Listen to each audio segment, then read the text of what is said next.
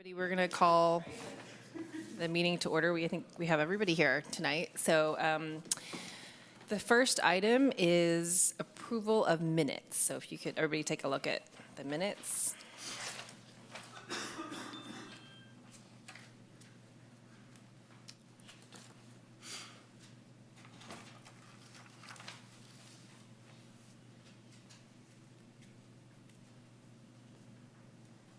I motion to approve the minutes. I'll second. Okay, all in favor? Aye. Okay, great. Next agenda item, I'm sorry.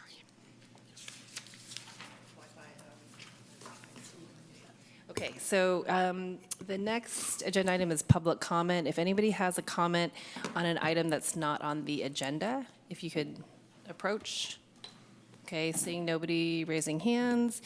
Our next item is announcements from staff. I have a few announcements for the commission. An update, you approved a memorial tree and plaque to be planted in Memorial Park. And the tree has been planted. It was planted on the 1st of November. So the plaque will be coming and it will be placed next to the tree, actually embedded into a large rock is where the plaque will go. And the update on the mountain bike park, from the last meeting, if you remember, the commission's approved moving forward, talking with Caltrans. We are still working through preparing the information for Caltrans and finalizing that proposal. So that's basically the update on that one. Bocce Court update. We've met with RDG, which is a consultant architect, landscape architects, and they'll be working on a concept that will be presented to the Parks and Rec Commission. December or January is what we're going to shoot for. Winter field closures, those will start on November 13th. That's for all the sports fields. They'll close, and then we'll do turf maintenance, reseeding, filling holes, and making those grass areas look nice. So that does include Section B, if you've had discussions. And the last one is just two quick updates. It's been, we did not have a meeting in October, so a couple of Friends of Albany Parks, we had a cleanup. The Creekside Park cleanup was on September 22nd, and that's not the picture of it, but they had a good group out on that day. They had over 30 volunteers, and it looks like they did, I can't remember how many bags, 30 bags of weeds taken out of that area, which is Creekside Park. And then the last one was the one I had up. This was Pierce Street Park on October 6th. It doesn't have a lot of wonderful looking landscaping, but they did a lot of weeding along the paths, and they took out 30 bags also and had about 25 volunteers. So both were successful. Brendan Brown in my office coordinates the Friends of Albany Park program, and we'll see a new schedule of those coming out in the activity guide that will be coming out at the beginning of December. And that is all I have. Great, thank you. So I'm going to move to have the presentation, let's see, the Albany Access Improvements Project presentation move to the next item. And Shelley, I don't need to do anything more than that, just request that to be so. Yeah, the commissioners are agreeable to that. Okay, so Sounds good. any concerns? No. So we're just going to go ahead and invite staff, I guess, Are you podium? to come speak regarding the Albany Hill Access Improvements Project. While we're waiting on that, Shelley, I had a quick question about the mountain biking park. Yes. You gave an estimate for the bocce court, December, January. Do you have any estimate for when the Caltrans should see the city's plan? No. It will have to go through every department in Caltrans, I think. So I'm not going to be able to predict how quickly they'll review the. When it will be submitted to Caltrans? Can you predict when I that would say will in the happen? next month and a half, yeah. Okay. Can I make one other general comment, just for the record? Dinner with Albany was a smashing success, and I want to compliment you and your incredible team. Thank you. It was great. I also wanted to say that the Halloween fair was really fun. My kids had a good time. And also, since we didn't have the October meeting, the music in the park I thought was also really successful this year. Yeah. My staff was just rocking it.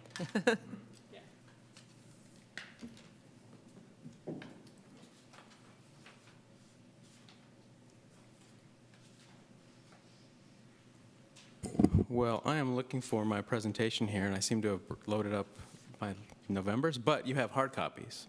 So we're going to do this like we're in 1995.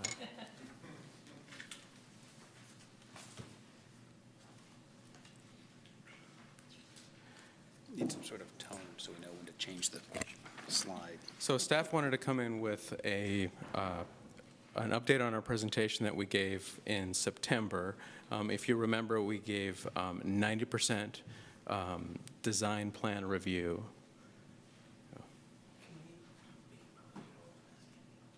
Oh,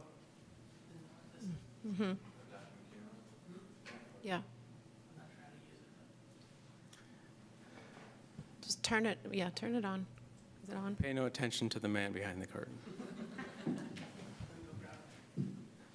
So last time we were here, we talked through the 90% plans, some of the specific comments that commissioned asked us to go and do a little bit more homework on was the monarch habitat issue and the issue of materials around the ADA path, specifically evaluating concrete versus boardwalk materials. So we're doing that tonight. We're going to give you an update.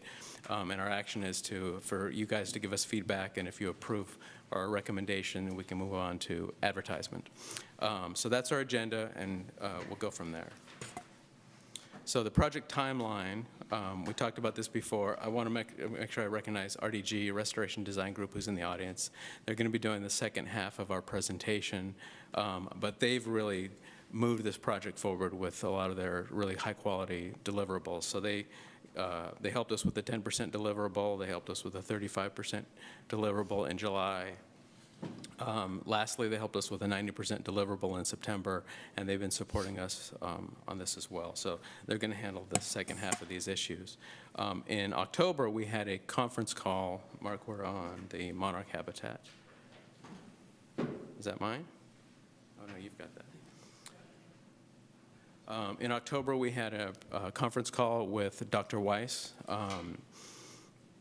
and he walked us through. So he has a copy of not just his report, but also we provided him a copy of our 90% design set that included the proposed tree removals. So he compared our tree removal recommendations. There we go. He reviewed our tree removal recommendations against the habitat issues that he had already evaluated in the springtime. So that is shown on the monarch habitat slide. So one, the study was done in 2017. Two, the results included, the findings had that we have 2 habitat clusters.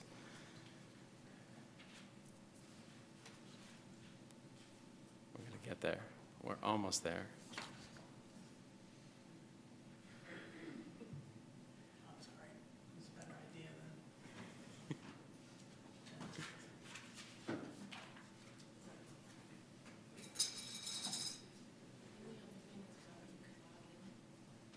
Yeah, it's really quite simple to run through. They've all got hard copies, so I think they have what they need. In terms of the monarch habitat, like I said, we have 2 clusters that are in the southwest area of the hill. Both of these clusters are essentially off of city property. There are a few trees on city property that are valuable for the monarchs. So we can talk about where those are, but you can see on the map that we have essentially the ridgetop cluster and the southwest cluster. This is the same report that you've seen in July. This is the same diagram you saw in July. And Dr. Weiss compared this diagram to our 90% drawings. His results, his conclusions are the last bullet on this slide, which is the proposed tree removals are limited to areas where they will not impact current monarch cluster sites, including the refuge trees. So I think that really kind of summarized all of Dr. Weiss's comments. He appreciated having an opportunity to look at it. He recognized that the city is going over and above and working very hard to make sure that we're not impacting the habitat. So we want to make sure we continue those efforts through construction. I think I mentioned this before, but the construction drawings specifically have the trees that are identified for protection. So we'll have the big, ugly orange construction fencing around all of those. So we'll have RDG out there and Dr. Weiss out there to make sure that those trees that should be protected are protected prior to any tree removals. Commissioner Sardinas was also on the call, so if you want to add anything, I don't know if you want to do that now or at the end of the, Maybe at the end. okay. So the next slide is on the tree protections. So this is another cutout. I think we showed this the last time. And this is simply an illustration of the design drawings that the contractor will have in their possession that shows what trees will be protected and which ones were not. So we walked through this on the conference call to make sure that everyone on the call understood what we were attempting to do at that point. So I think that summarizes the monarch issue that yes. So from the call, I guess what my take home was that the tree removal would not cause any harm, but that it could actually be beneficial because one of the issues on the hill is that there isn't a lot of sunlight and monarchs need specific conditions, right, to be attracted to an area. And so he didn't really analyze how tree removals might impact it, but it could attract them to other areas, unclear, and then, but shouldn't cause any damage and shouldn't change the wind patterns. Yeah, thank you. What are tree drip lines? Apologies if that was covered somewhere, but it says that on the diagram, and I don't know what that is. Sure. John can answer this more specifically, but my understanding is if the tree has like a foliage area where the branches kind of fall, the drip line is kind of defined by that canopy that you're going to essentially collect rainwater underneath the canopy of an existing tree. Is that fair? Sure. I do want to give our DGA some time here, but were there any other issues around the monarchs? We want to move to the discussion around. No, the monarchs looks like a good report for that, yeah. Okay, cool. So now let's move and talk about the material selections. Yes.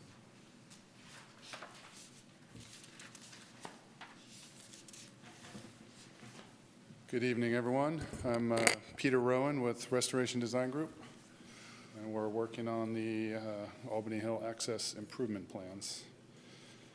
This matrix you've probably seen before, and we've added the boardwalk to it.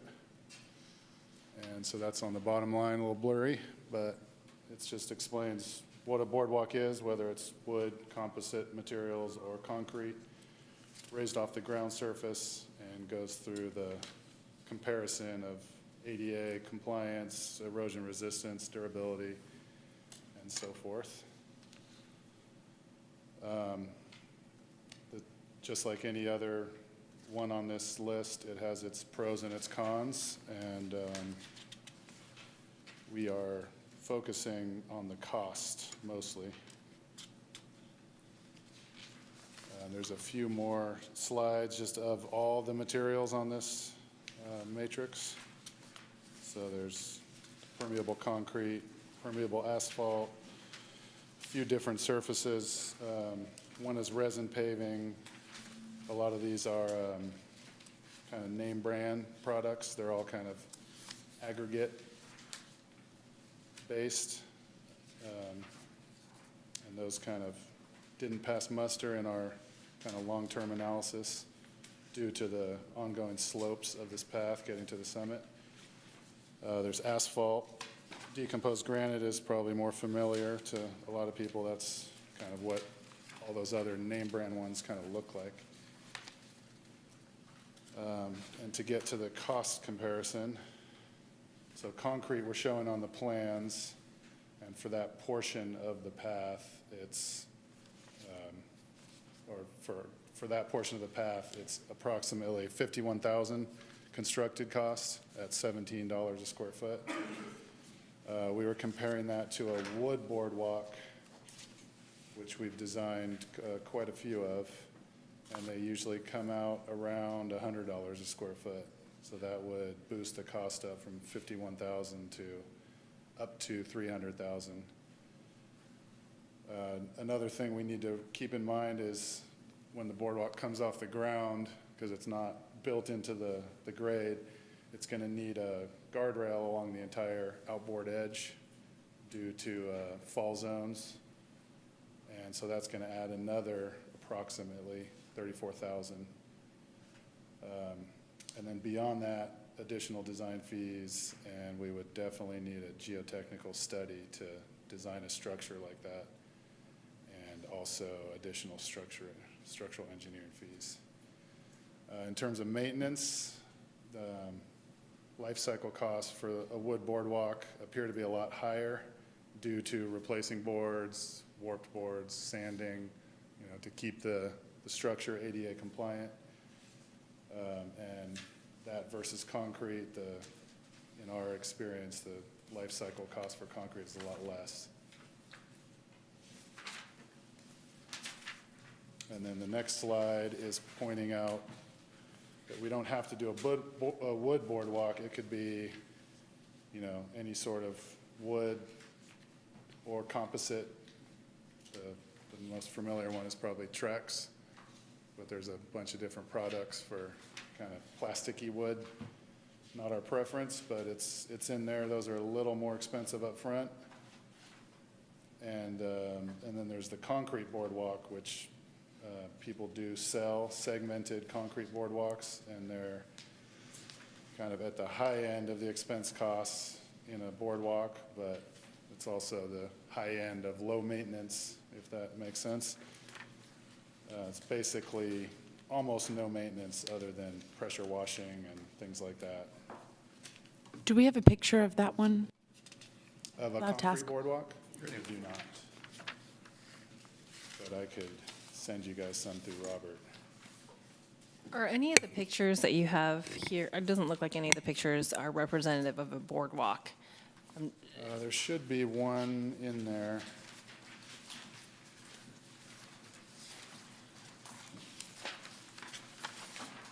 In simple terms, it's just a deck that's kind of linear. Oh, didn't make it in. So yeah, it's a wood boardwalk would just appear to be a deck, but more linear than like a residential deck.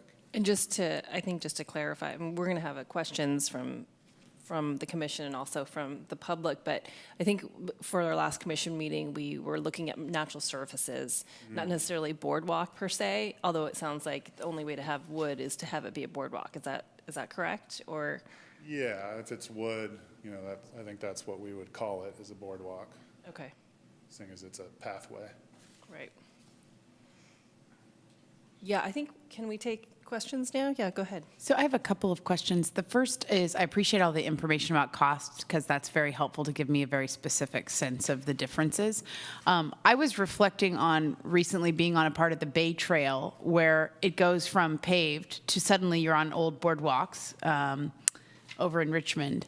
And I was on a bicycle, but I just noticed the appreciable difference, the slip and all of that. So I'm noticing that the wood boardwalk has a low or medium ADA compliance, which a key part of this is that it's an ADA accessible path. So I guess my concern, in addition to cost, would be that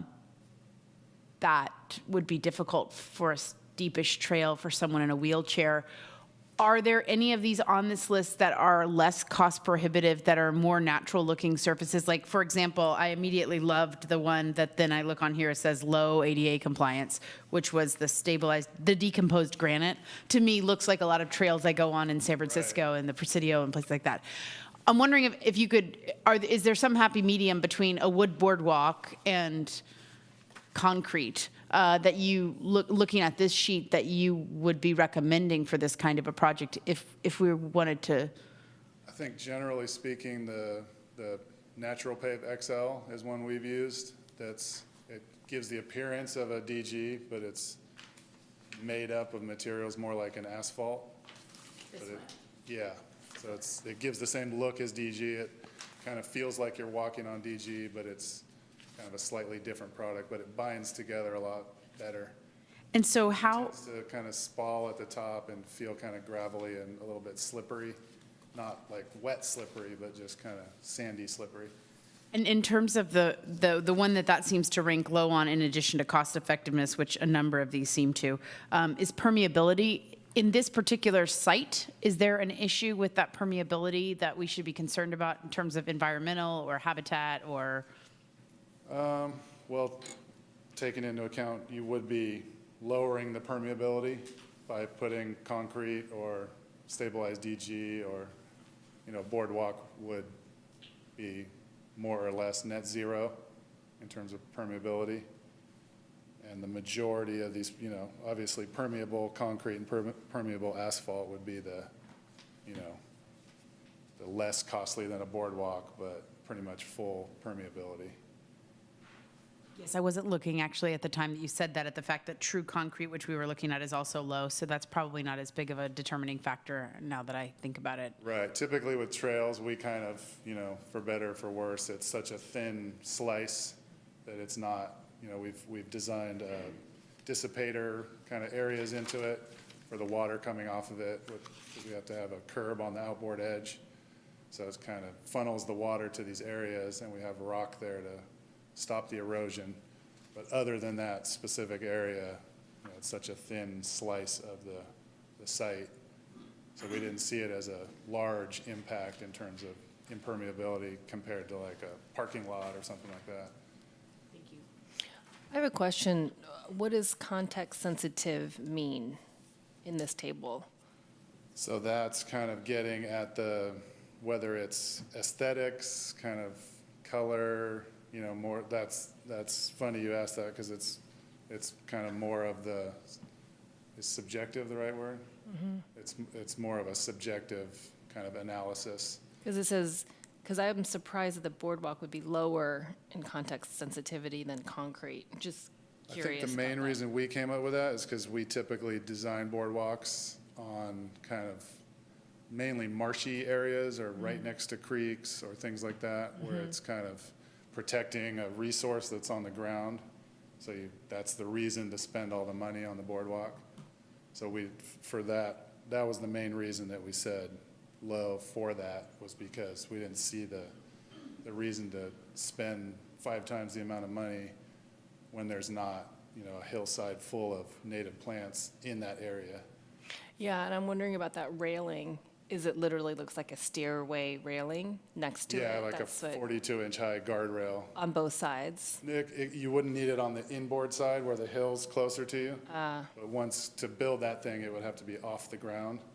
So even on our current analysis with the concrete or other pathway at grade, it's kind of just getting by the requirement of, if you go out 36 inches and down 30, if you haven't touched the ground yet, you have to have a guardrail, even if it's not a direct fall. The slope would be right there. Okay. But on a boardwalk, you are up high enough where you have to have the guardrail the entire. Right. Maybe not right at the beginning or right at the end where it's kind of meeting the ground again, but everywhere where it's raised off the grade, you would need the guardrail. And so the guardrail would be 4 inches is the max opening you could have. So it's, whether it's metal, you could get a little bit more view through it. If it's wood, you're kind of stuck with 2x4s or 2x6s with less than a 4-inch gap. Okay. Does anybody else have any questions? I have another question. I was just going to say, I know we looked at this before the September meeting, and I think that was when we thought the concrete looked the best, and we were deciding on what colors, and so that would be another thing, and that it can look more natural with the tinting and things like that. And it seems like it's a pretty low, it's not like a whole parking lot, you said, so permeability isn't so important for the path. Is there, what's planned for the seating area at the end, or up on the ridge there? Is that? The circle one near the sun? Yeah, is that going to be paved? Yeah, we're showing it paved with concrete right now. And it's hard to picture how big that is, but that. I believe it's about 16 feet across. Oh, okay. maybe So it's 12. not huge, but could you mix regular concrete on the path and then permeable on that? Or do you think it would really make a difference to have permeable in that? That's definitely doable. I mean, usually when you see permeable concrete, it's kind of like we see it in parking lots a lot. So it'll be the stalls themselves, but the drive aisle will be either asphalt or normal concrete. Because I don't think it's rated as well for vehicles, but it's perfectly good for a parked vehicle, you know, car or pedestrian. So that could be something we'd look into, is because there's two other kind of overlooks on the way up there that are wider than the path. So that could definitely be looked into. I don't know that you can answer this, but and I apologize if I should already know this, but this has been budgeted for, and we have this amount in the budget for the concrete cost. So if it were $300,000, where would we even be getting that additional funding? So the project itself was approved in the CIP. I went through it just this morning. The ADA path expected cost at that point was about $80,000. So it's in line with what we're seeing now. Where the additional money would come from, it's not budgeted, so we would have to ask for additional funds for the project. It doesn't mean it's not there, but we would have to look at other either funding sources or not doing something else. So specifically for Measure R, we talked about potentially putting pedestrian bridges. We talked about the TAF steps. We talked about other uses of that funding. So those are the things that you would need to do as a trade-off, because the boardwalk cost or even the naturalized payment costs weren't in the original cost estimate. I have another question about comparable areas or other parks that you've served, that you've been a consultant to, and what types of pathways they've chosen, something similar to this. I'm just curious about what the range of, like, it sounds like nobody ever does boardwalks in a situation like this. And if that's the case, like, what are a few other surfaces that are considered generally? You mean for hilltops in general? Sure. On a slope and. On a slope. It kind of, the whole range, I mean, it depends pretty much on budget is when we kind of start our design. And then the slope of this thing, I think, is the major factor. It has level areas for the overlooks, but it's climbing at almost 5% the entire way to the summit. So I think that was our main impetus for kind of canceling out the DG and the park tread and those other ones that kind of all act like it's just compacted gravel. I'll chime in too. I'm Eric Stromberg. I work with Peter, and we met in the last meeting. Excuse me, I'm recovering from a cold. So a couple things to keep in mind with this project that do make it unique. So we have the slope, which is unique. We're under the trees, which is unique. And it's a natural wild area, which is unique. And that was the challenge, I think, with the matrix that we were showing, is all of these different things do some things differently. That's where there's a bunch of colors on there. It's not all green, it's not all red, it's kind of complicated. For us, we've done, this picture here is a project that Peter worked on, and we use the natural pave product here. We've done boardwalks. The only times we use boardwalks, as Peter referred to, are when we have such an environmentally sensitive area that it warrants that cost. And that's driven by a lot of factors, usually water-related and water resource pieces, because that's when you can basically just get above the system and the hydrology can work underneath. There is a beauty to the boardwalk, I think, which people are reacting to, because it's a very beautiful path leading through the hillside, and I think we can all envision that up there. It gets a little bit more muddled when we have the guardrail on it. But for this project, we don't have exact examples that have all of these permutations. We've all our projects together, kind of combined them. And that's why the matrix was not only probably helpful for you, but helpful for us too, to just, these are things we know, this is how we use them. And we didn't really know what would rise to the top.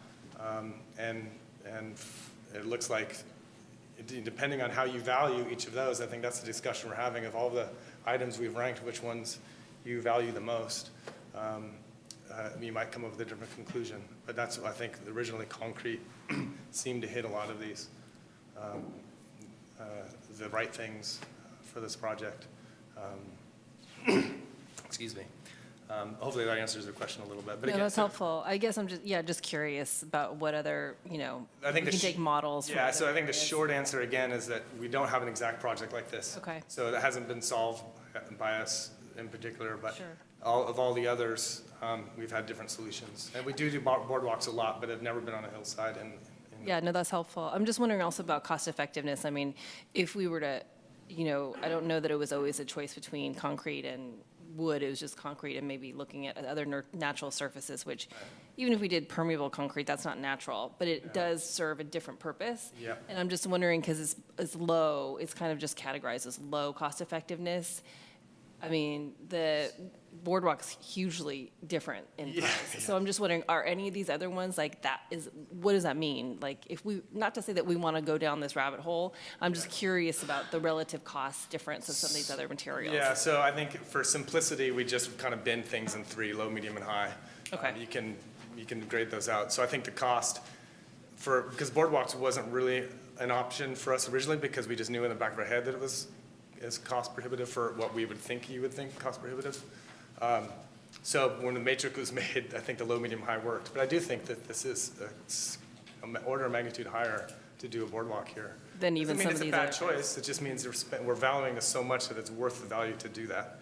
And we're just trying to communicate what that would be for you. But so to answer your question, I don't think there's anything else that is an order of magnitude more expensive like this one is. Although there are expenses, so anytime you're doing a permeable paving around here on the hillsides, we'd probably need an under drain and somewhere to route that under drain. And that's tricky because you think that that's actually good ecologically to have pervious paving, but then if you put an under drain, you're collecting it, and then you're having one point of collecting that flow, and it actually could be more of a problem.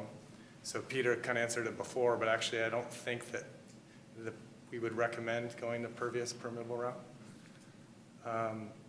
And then the other big challenge why I think a lot of the natural pavings we're afraid to really recommend is because it is so steep. And a lot of these, as Peter mentioned, have stabilizers that they work of varying success. And the minute you get on a steep slope for such a long run, you get all the rilling that you'd experience. And then that's a maintenance issue because it's not ADA accessible because you have gaps in it. So it's this project you think is very simple, but then you start getting to the details. And I go, that And one question I think that came up at the last meeting was if we're going to put it near these big trees with these big roots, how would that, I mean, this is a cost effectiveness question, but we can, if it's so much cheaper to do concrete, you could just fix it. I'm just curious about how concrete has held up in environments like this where you get tree roots nearby. Yeah, so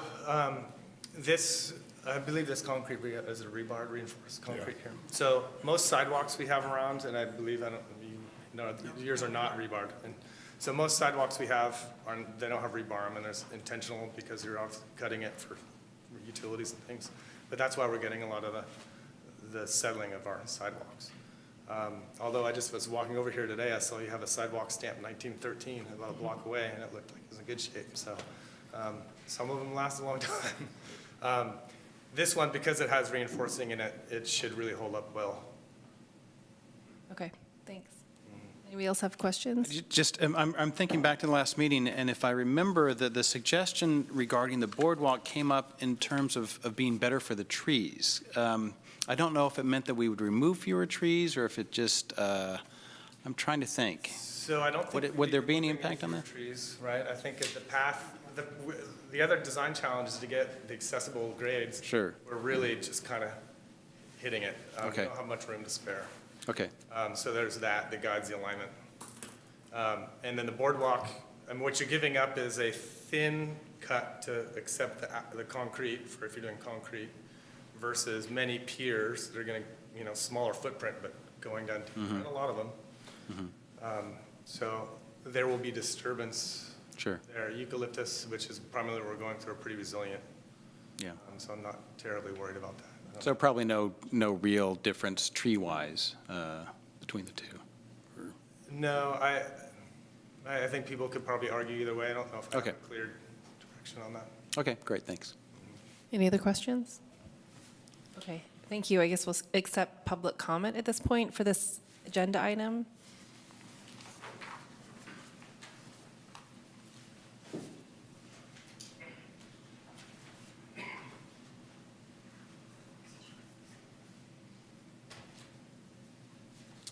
Hello, my name is Carol Fitzgerald. I'm with the Friends of Albany Hill.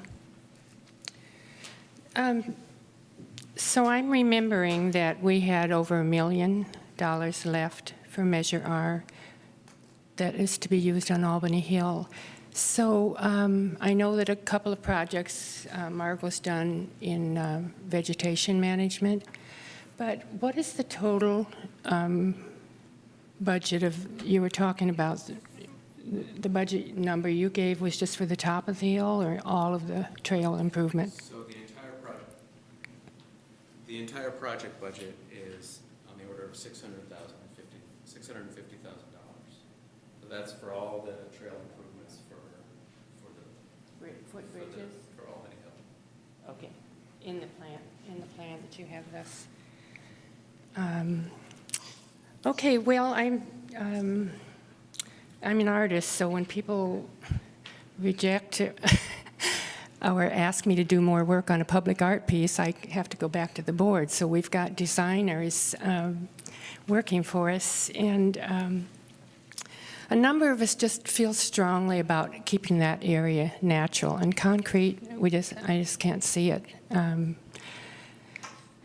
up there. And I'm thinking about Catherine's, that wonderful wooden trail, Catherine's Walkway that goes up from Washington Street that I know the Community Foundation and others helped finance that. It's very long. And then I'm thinking of the wooden steps that will be used for all of the entrances, Jackson and down Madison, and it just, continuing the wood theme is so much more desirable from an aesthetic, so it's hard for me to really want to adjust to something less because of the cost. It's a community that's been pretty good about raising money for other things, so I'm not totally ready to give that up. And also, we did talk, and I'm sorry that you changed the agenda around from what you publish. My understanding was there was tree removal that would be going on, and so I thought this would come up 7:15, 7:30, but obviously I missed your recapping of the phone conversation. But we did have an idea during that conversation of letting go. One expense is that the area on the east side of the fire trail, if that wasn't graded and evened out, we'd like to leave it as it is. And if those 5 trees that were being taken out for aesthetic reasons, that would lessen, I don't know what kind of a cost that reduces. So I'm looking for another designer or these designers to give us. I'm also thinking, the other thought I have, I have a number, but about the vegetation that's there, which is largely poison oak. It just seems like lifting up with a boardwalk is a better idea. And I know that you're going to grade, but it's a very resilient native plant, and those roots are like blackberries. They're going to come back. So if you have a boardwalk, you're up a little bit off that.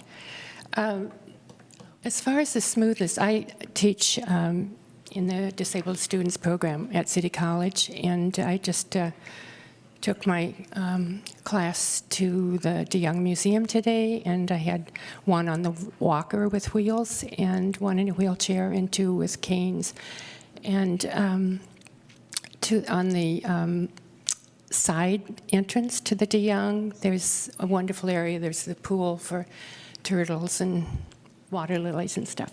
But in that area, there's a wonderful boardwalk that winds in and around, and of course, that's where we ate lunch. And it wasn't a problem, that particular boardwalk, going over with the accommodations that some of my students had. So, Thank you. yes, I know I go over my time, but I need more time.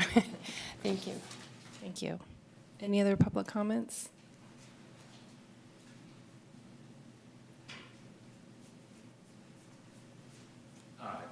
I'm Brian Randall. I'm a resident on 847 Solano Avenue. I just wanted to speak in Concrete's defense, thinking that in this circumstance, it's the simplest and perhaps the more direct way to solve the problem. And the designers have presented a number of objections to their other materials, but my biggest objection from my point of view is the production of a large boardwalk with guardrail and all the other assembled part of it would make it much more, stick out much more than a simple concrete walk. So I endorse the idea of a concrete walk, and I walk on Albany here every day, and I understand it would change it, but I think it's an improvement. Thank you. Thank you. Any other comments? Okay, seeing no other hands, let's bring it back for discussion. Anybody have any comments? I just wanted to say that Brian brought up the fact that we had talked about potential color options for concrete, and I don't think we saw that here, because I know we were also talking about different materials, but it would be valuable to be able to see a rendering with maybe a couple of color choices if we're going to go that direction, just to get a sense of how that changes the natural feeling of it. And I really appreciated the context that you all offered in terms of the particular challenges of this site, and particularly the slope and why that might be a little different. I love boardwalks when I hike across meadows or marshes, and so I don't have an objection to them in general, but I just, I think it seems cost prohibitive from my perspective. And I would be interested if there was like a slightly less disparate cost with one of these natural looking other materials, but it seems from consulting this, the resin is the one I was especially interested in, but since it's marked low cost effectiveness, it seemed like perhaps it's not that viable either. So I'm just kind of curious how the colors would affect what it actually looks like in this site in some kind of a visual. And So I think we can do that. We don't need to do that here. We won't be approving the project for awarding for construction until January or February, and we can come back with those, and that's a simple change to a contractor's material change. It won't affect the contract price. If that material is chosen, we can select a color and look at some renderings. Yeah, I want to say I appreciate the community input and the grid you guys have put together also helps summarize all these different parameters. It sounds like I'm definitely leaning towards some sort of tinted concrete, and it sounds like the permeable might even be actually not practical if you have to catch all that water and do something with it underneath. So it seems like the simplest could be some sort of tinted concrete, and I definitely wouldn't want to hold up the project debating colors for a long time. So I appreciate that we can decide that later. I guess I've worked on trails before, and in terms of like permeability, what I've seen is that no matter what, if you have impermeable, you have to catch the water. If you have permeable, you have to catch the water, right? And so you can determine if it's going to go off at multiple points or not. And then if you do just send it off at one point, then you can armor it a lot better with a lot bigger rock, maybe somewhere downslope and hidden. So I personally don't think I think it's like a false dichotomy to say that. And I am really interested in the permeable concrete, partially because I've just seen the erosiveness of the soil on the hill because of the slope. And I think that having water kind of come down and get put to a specific point that then you can control might be a little easier. But I'm curious if it can be tinted as well. Yeah.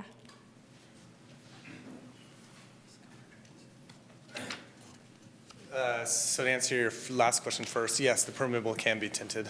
And then to clarify what I think I'm understanding with your point about really the runoff of the paving, one thing we're not showing, the plans do show the entire boardwalk as it's going up the slope is cross-sloped at 1.5% or 2%.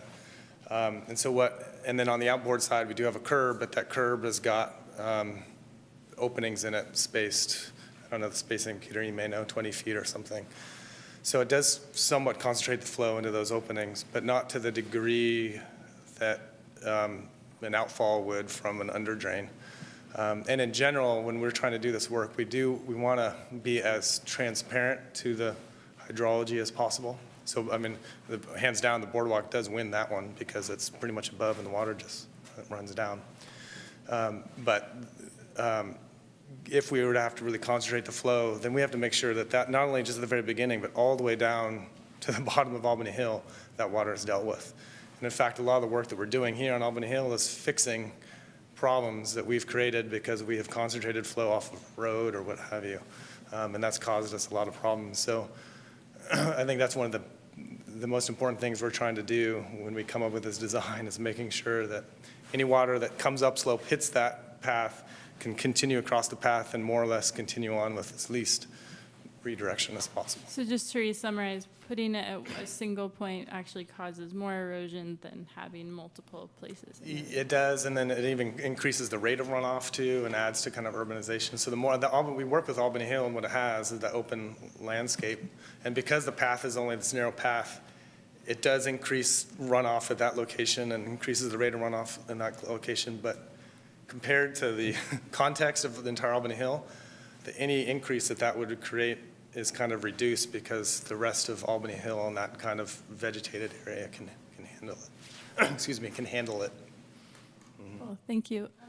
Another comment, not to you, but just, we've been focused a lot on cost, which I think is really important, but because it's an ADA trail, as you mentioned, I think that, as it is the first column, that should be the #1 priority, and then also kind of durability, because not just cost effectiveness now, but I really want us to think about cost effectiveness over time so that we're not repaying for this project over and over again. If I can just add to that, also the ADA accessibility is impacted by materials that have a likelihood to either erode or collect, it sounds like, in certain ways. So I'm also weighing heavily things that will maintain their ADA accessibility despite use. Yeah, if I can add to that. ADA compliance we're taking it very seriously in the city. The contractor is required to meet a specific slope from the beginning of the path to the end. On a boardwalk, it's a very different set of criteria because each plank needs to be set such that each plank is in ADA compliance, and then the gap between each plank is an opportunity to get out of compliance. So I brought my little prop here because you're not measuring the slope from beginning to end, you're measuring from plank to plank. So you lay down a level, right? You lay down a digital level that's 3 inches wide, and then you measure compliance all the way up. So there is a lot of opportunities to get out of compliance, and it'll be the city's responsibility, the maintenance crew's responsibility to get out there and adjust those on a regular basis. I think for me, the biggest concern about the boardwalk at this point is the railing, the guardrail, and how that has more of an impact on aesthetics than I think anything else. I mean, and that's not a design question, that's code. There's nothing we're going to do about that. So that pretty much makes it a non-starter for me at this point. Is it appropriate to make a motion at this point that we? This item is I don't know if it's let's see. Just want to make sure. Right? approve and recommend. Is it appropriate to approve and recommend moving Sure. forward with Yeah, concrete? definitely, yeah, you can, yes. Okay. Yes. So do you want to make that motion? I would like to make a motion that we recommend moving forward with the concrete that's in the plan. A second? Okay, all in favor? Aye. Okay. So, thank you. That's all you, did you need any feedback on anything else? The monarch butterfly study? No, we don't. That was just informational. I think the action in front of you was to recommend it for advertisement. Okay. Right, right. So, yeah, so maybe to be clear, it's not just about the concrete, it's about sending it forward to the next step. I think it's actually go to council and they Yeah. approve the going out to bid. Yeah, Recommend. I think it's recommending it To to go council. to council for design approval and advertising. What he said. Let's specifically say that rather than just focusing on the concrete. Okay. I make a motion that we recommend that it go to council. What was the For public bidding. For public bidding. Design approval. For design approval and public bidding. Second. Okay, sorry. All in favor? Aye. Okay, thanks. Thank you very much. Okay, next item, so wasn't we'll go confused back before. to item 6.1, street tree removal for 1 Liquid Amber at 1133 Nielsen Street.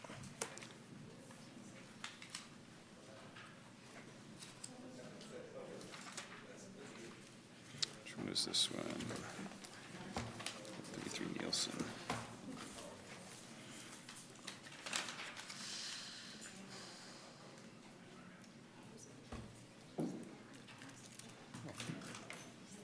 It's just a nice tree that you see in Albany. Trees?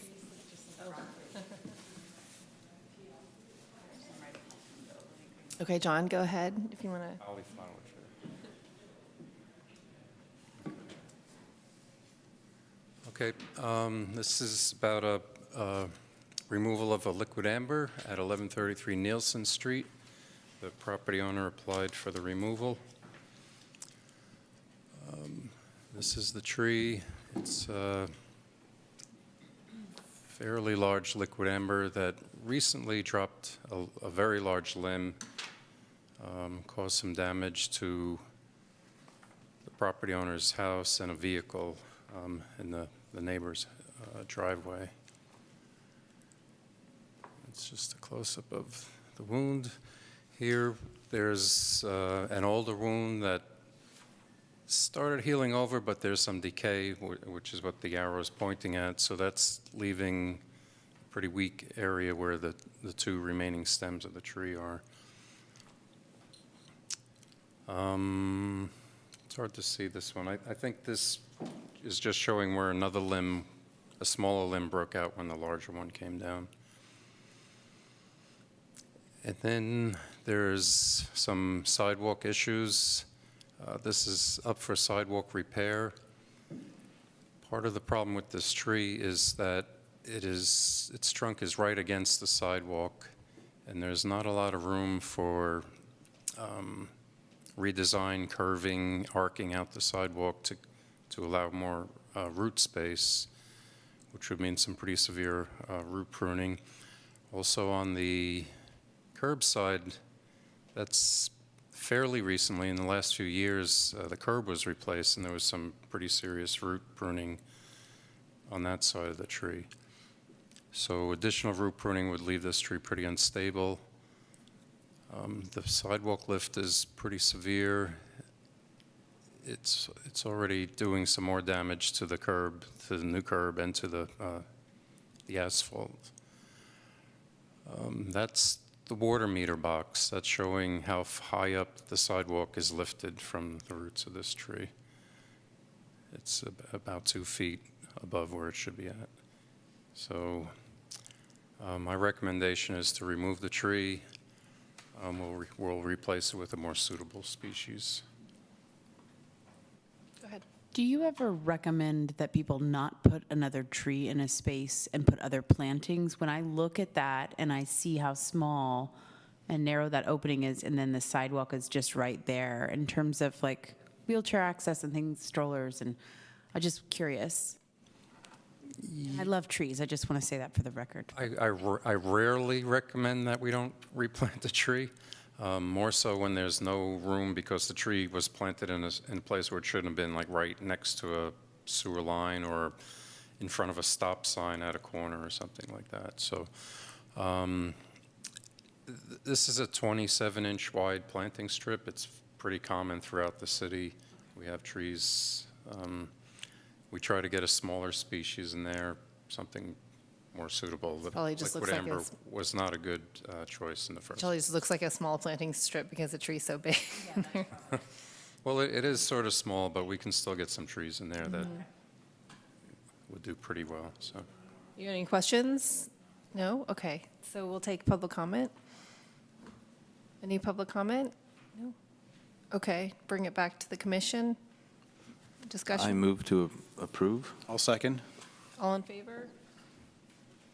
Okay, thank you. Next item is 534 San Pablo Avenue, street removal? 545. 45.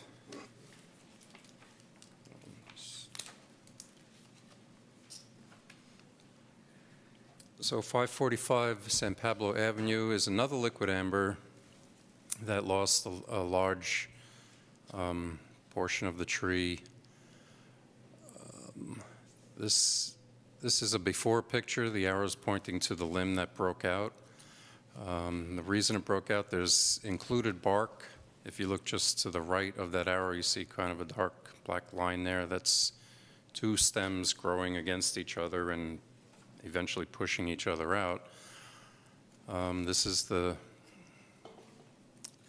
section that came out of the tree.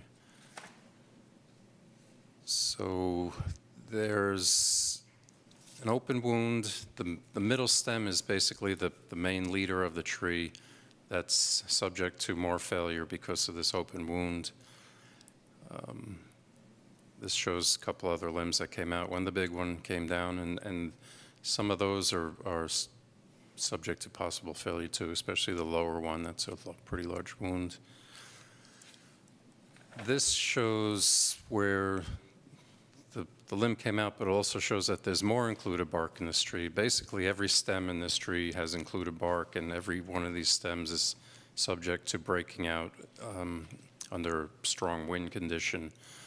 The one on the right is probably the largest. The one in the middle is the main stem again, and the one on the left has not as severe, but definitely included bark lower down on the trunk. This is the back side, and you can see how these stems are growing also. This is considered a major defect in the tree. There's a little bit of sidewalk damage. There's been some recent sidewalk repair and some curb repair, so there's been, again, root pruning on both sides, 3 sides of this tree, most likely. There's new concrete on 3 sides of the tree, so just showing the sidewalk damage since the new concrete was, I don't know when the new concrete was done, but it's obvious that it's newer than this closer section that we can see. Just another view of the sidewalk. And that's it. It's just another liquid amber that is starting to fail, and I'm recommending that we replace it and remove it and replace it with the replacement species, being this is San Pablo Avenue, will be red oak, which is the recommended or the chosen species on the San Pablo master plan. So. Any questions? Public comment?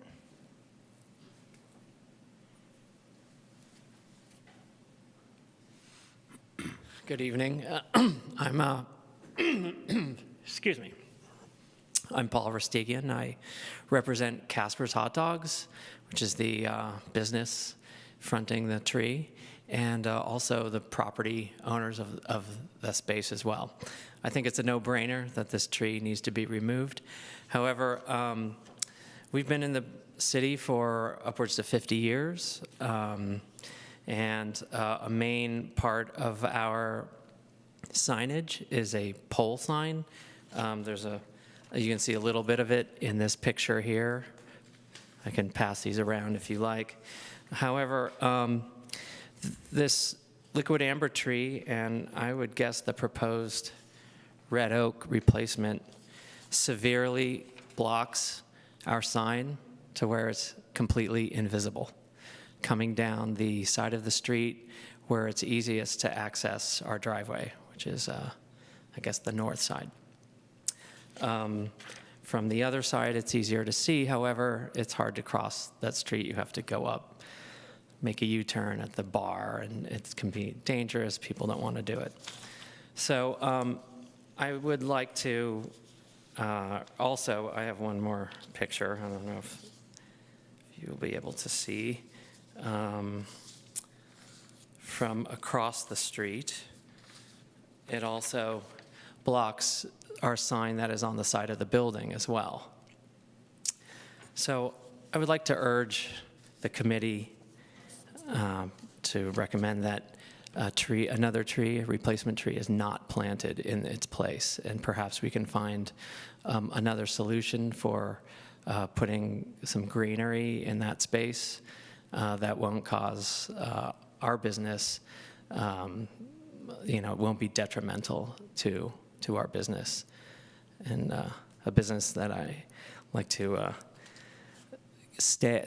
hopefully we can stay in Albany. But it is difficult to get customers when they can't even see the business when they're coming down the street that the business is on. So I'd like you to please consider not replacing that tree with another tree.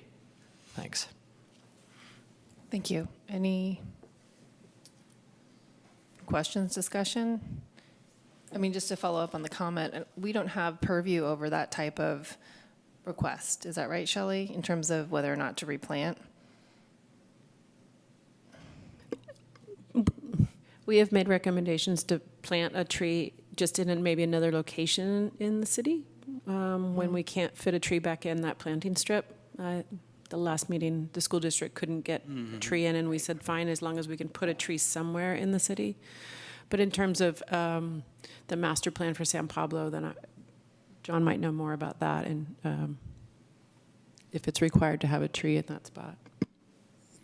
I couldn't say for sure, but I would say a few things about this. These trees haven't been pruned in a while, and they're set. It was a long process getting a contract to get all these trees pruned. So this tree was on the list to be pruned, so it would have made your sign a little bit more visible. Red oak tree is a sort of a slow-growing tree, so you're going to have a tiny tree, 6-foot, 8-foot tree there for, it would take a long time before, if it ever gets to a condition where it's blocking this out. And another thing is, if it's pruned properly as it's growing, it can be pruned and raised up so that there is some visibility, although business signs are not really the priority over street trees.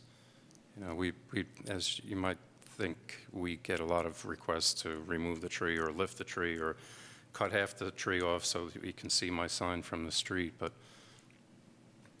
unfortunately that's not how it works. We value trees. So, but I really think that the red oak is a slow-growing tree. I don't think it would do. It would do block the signs the way that this tree does, and beyond that, studies show that people want to shop where there are trees more so than where there's just concrete, and it just feels better to be there where there's a tree there. So it's a debatable topic, but my recommendation would still be to plant the red oak tree. It's a slow-growing tree. When you say slow-growing, do you mean it'll be 20 years before it gets that big, or 30 years, or 8 Before it years, gets that big? or comparable? 20 years? more years, yeah. Okay, yeah, okay. Certainly. Can you just remind me on the master plan for San Pablo Avenue, is there a recommended spacing of trees? In other words, like along this area, is this the designated point that this tree should be? Or, because as I looked at the photo that you were recently showing just a moment ago that showed a nice cascade of the street, and you can see all the trees down there, that's the one. It does look like there's some symmetrical spacing, so I'm just not sure if it's the kind of thing where if it was positioned 5 or 10 feet one direction or the other from where it is right now, if that would make an appreciable difference, and or if that's something that can be recommended or something that is already designated as a part of the master plan. That's a good question. I'm not sure really the details of the master plan. All I know is that red oak is the replacement tree that's chosen. I don't think the trees are equally spaced all the way down San Pablo. There's places where we can't have a tree, but they're spaced so that there's enough room for the tree to grow out to its full size. I could look at this location and see if maybe shifting it over towards the south a little bit, so when it grows up, it's not directly in front of the sign. that may be a solution. Yeah, I mean, I'd have to go out and take a thinking closer of look. trying to accommodate, but I think it's a concern for me to have a precedent where we do just not plant a tree because a property owner, like, I don't want that precedent to be set here in terms of we're not going to do this, because then any other commercial property owner or even homeowner can say, oh, this is, changing my property value because of this tree. So I think that's not a really good argument. But I do think if you were willing to, because it would cost the city money to then, I guess you wouldn't necessarily have to fill in that hole, but you had to dig you'd have to open up the concrete in another space. And if that's Yeah. something that maybe Casper's can work with the city on, I don't like to spend city funds on something, on a precedent that we don't want to set. Sure. Also, do we know, the sidewalk is a little, beat up there. Do you know if it's any kind of priority for the city to repair that stretch? I'd have to ask the sidewalk repair person. I'm not sure if this is on their list or not. Because Would you know about it? Yeah, okay. Because if it was, then we'd potentially fill in that hole and open a new hole, and it'd all be dug up anyway, so it wouldn't really matter too much, I don't think. Basically, when they're doing sidewalk repair, they expand the basin or open up the strip as much as practical. So if we just left that and expanded, maybe we could move the tree over a little bit, but that would be a pretty big strip. But the sidewalk's definitely wide enough to have a planting strip. I'd love to see all of San Pablo Avenue have a wide planting strip like that, permeable space, and instead of all concrete. So there's accessibility to from a vehicle, from the curb to the sidewalk, to the buildings, businesses. That's something to consider, but it can be done still, yeah. I also just want to comment on the risk that is outlined in this form, which indicates that there's a high likelihood, if I'm reading this correctly, that there's a high likelihood of significant or severe consequences as a result of this tree because of the state that it's in. So while I'm appreciated and I'm sensitive to sort of if there's a repositioning that could make it advantageous, I also am sensitive to the fact that I think it sounds like it's important to go ahead and remove the tree, which there's agreement about. So I don't know if that always is a package deal, but I just wanted to comment on that because I was alarmed by that.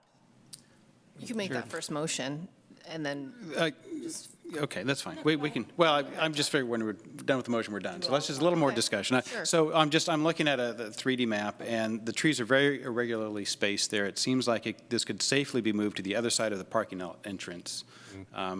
And that will now fit in with the spacing on the other side. Anyway, so that would be a way that would then expose. I walk by that a lot. I'm part of the group that walks up and down the street picking up trash. I didn't know you guys had a pole sign. So I see it, didn't even know. So there you go.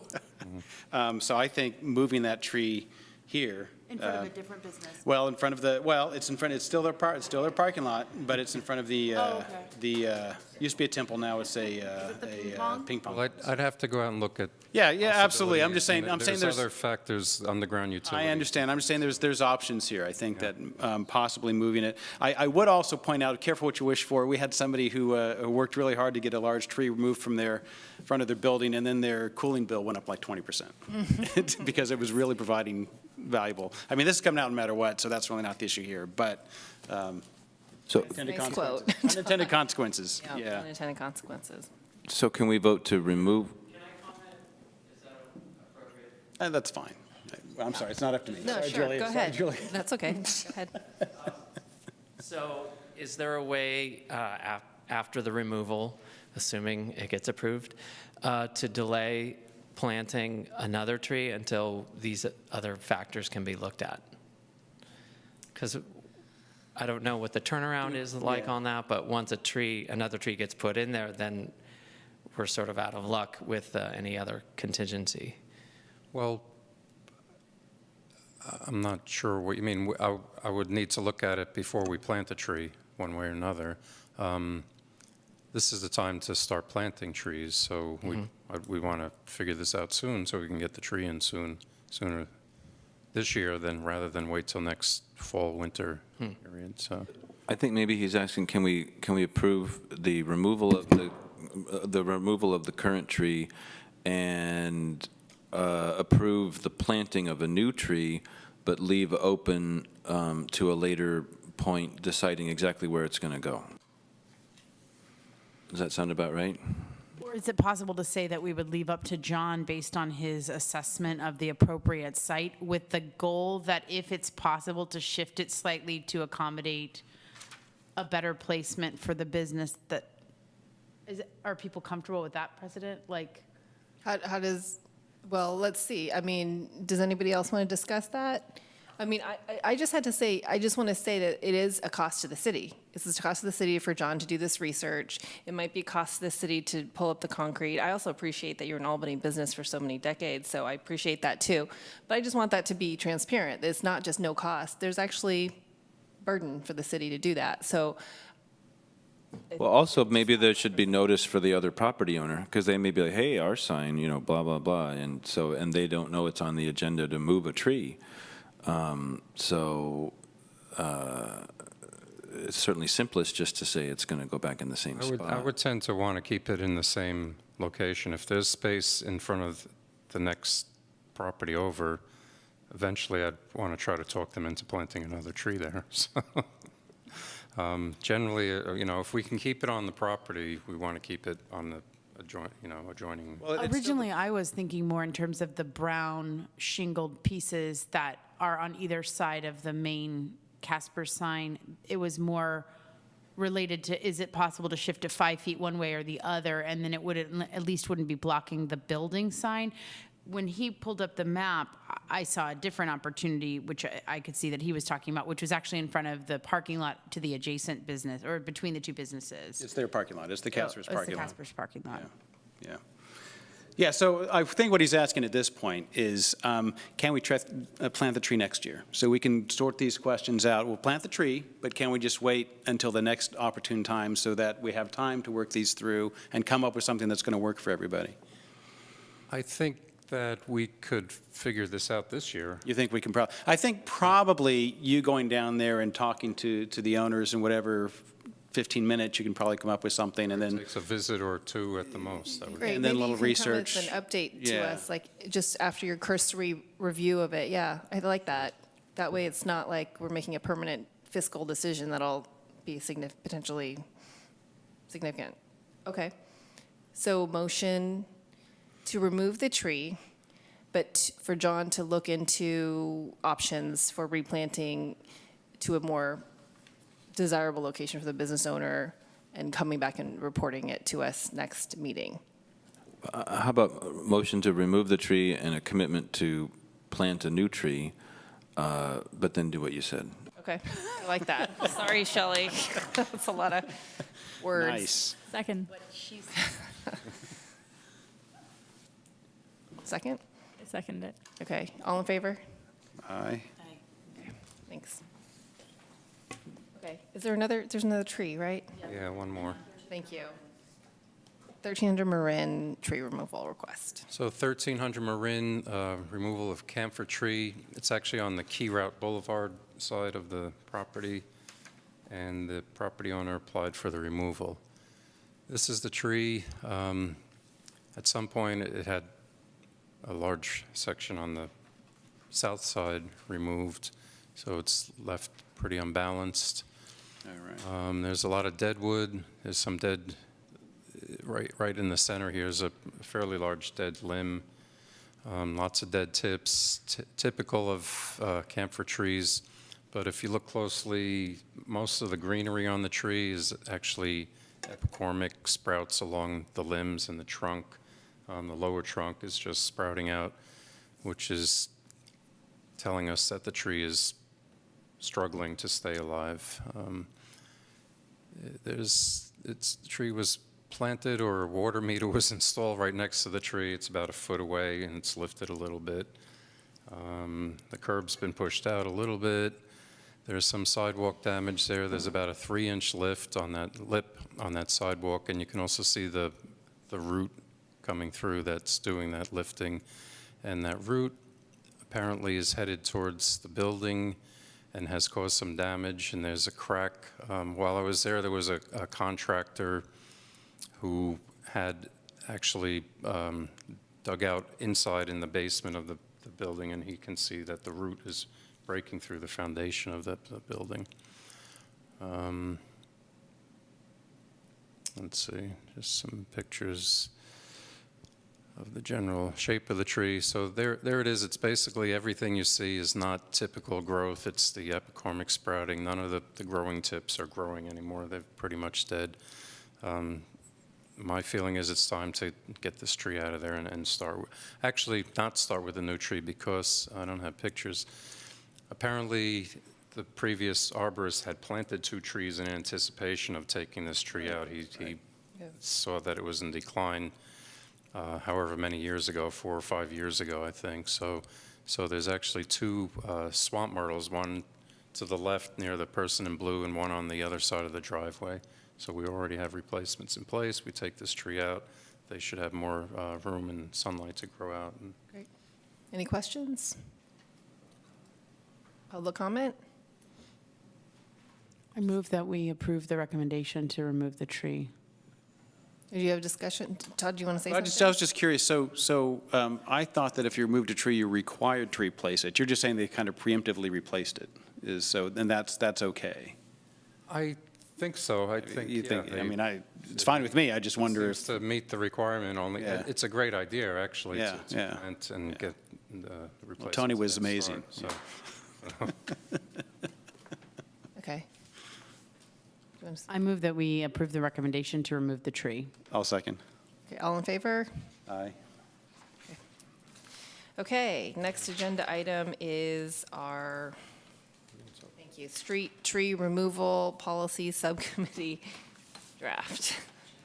So this is something that Gino, Shelley, and I worked on, and really it's just the highlighted yellow, or some of the red line. Shelley, do you mind taking us through this? I can't remember where we left off last time. I think we've seen some of this, but not the whole thing, right?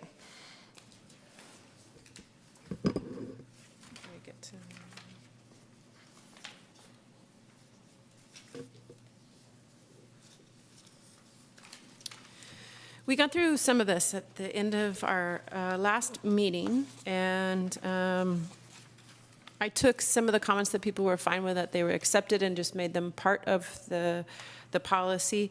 This is in draft form. I left some of the things that I were still up for discussion, or that we hadn't decided, or I was trying to just highlight something that was decided and carried throughout the policy. I think we should start back at section A1, just to see if kind of the note that I made in here captures what we had talked about at that moment. The urban forester will issue an emergency removal permit to the contractor performing the removal. That was brought up, but there were some other thoughts that came out as well. I wanted to see if this was enough, that he would do that on this is an emergency tree removal. He has decided it needed to come out right away, and we had discussed how could we provide some sort of notice to people so they weren't shocked that a tree came out and didn't know that it was an emergency removal. So one thing that John has started doing is issuing this emergency permit to the contractor, so at least they have something in hand when someone comes up and says, why are you taking out the tree? Because there may not be enough time to post it, the tree. So was there anything else that you wanted to include here? And this was more for like neighbor people notification. This was related to that tree that was supposed to be removed, and then people were like, what are you doing? And yeah. So those are, to me, 2 different things. One is about notifications, which we see when it's posted, and then one is about making sure that the poor people who've been engaged to do this are not like finding themselves in a difficult spot because they don't have something in hand that shows they're officially legit. So there's also, I created an emergency tree removal posting, just plugged in the word emergency and printed on red paper, and I put it up, and that's, once in a while, 1 or 2 of these can hold till the next day, but I don't want to leave it sitting there too long, so then I can post it. And it looks like in one of the pictures they're taped pretty tightly, because I think there was an issue before about them disappearing, or the postings?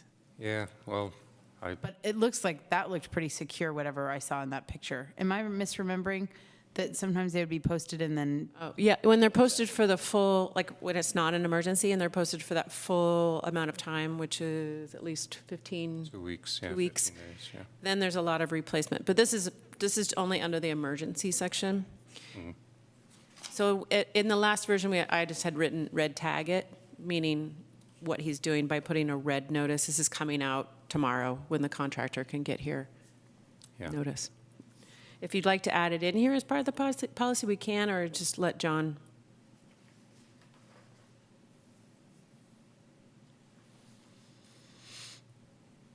I don't Good. have anything Highlighted else to okay? go. Yeah, Or to me, add and additional? you're just looks looking, good. Yeah, you just looks want good. comments back on that 1A, right? Yep. Okay.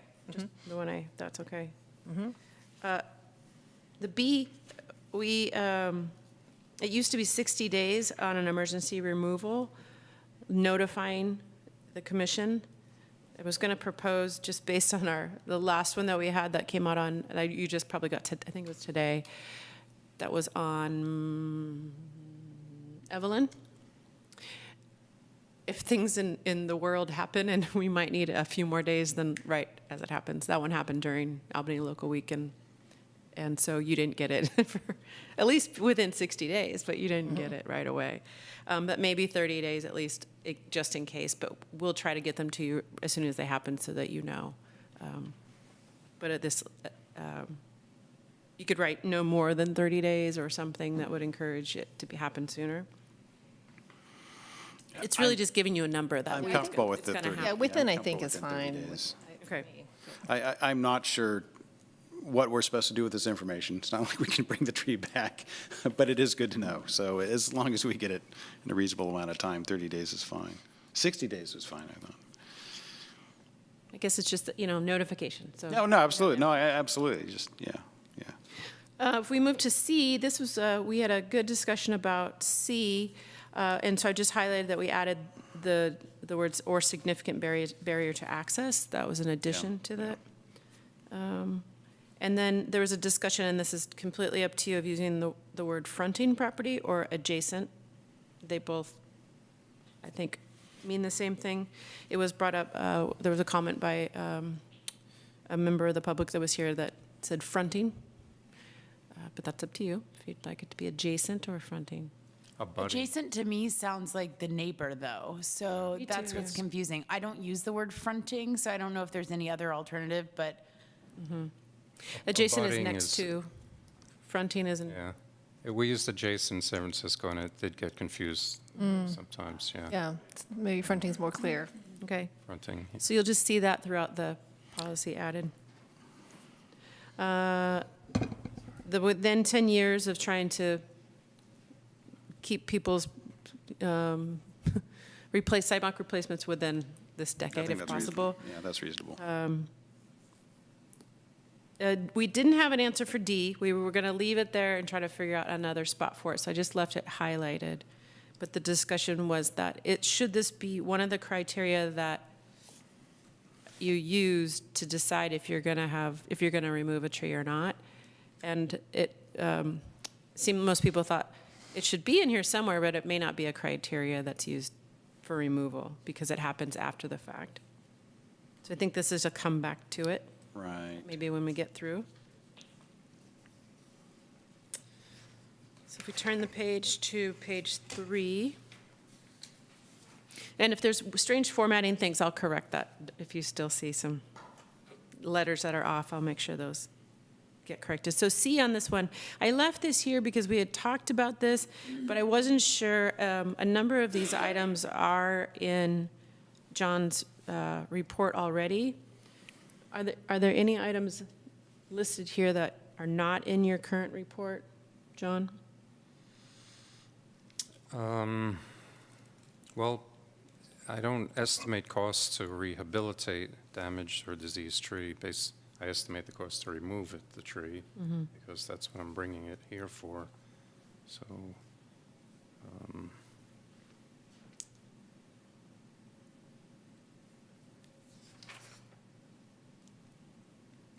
assessment of whether tree was illegally pruned or topped, I think I bring that up when I find that a tree's been topped.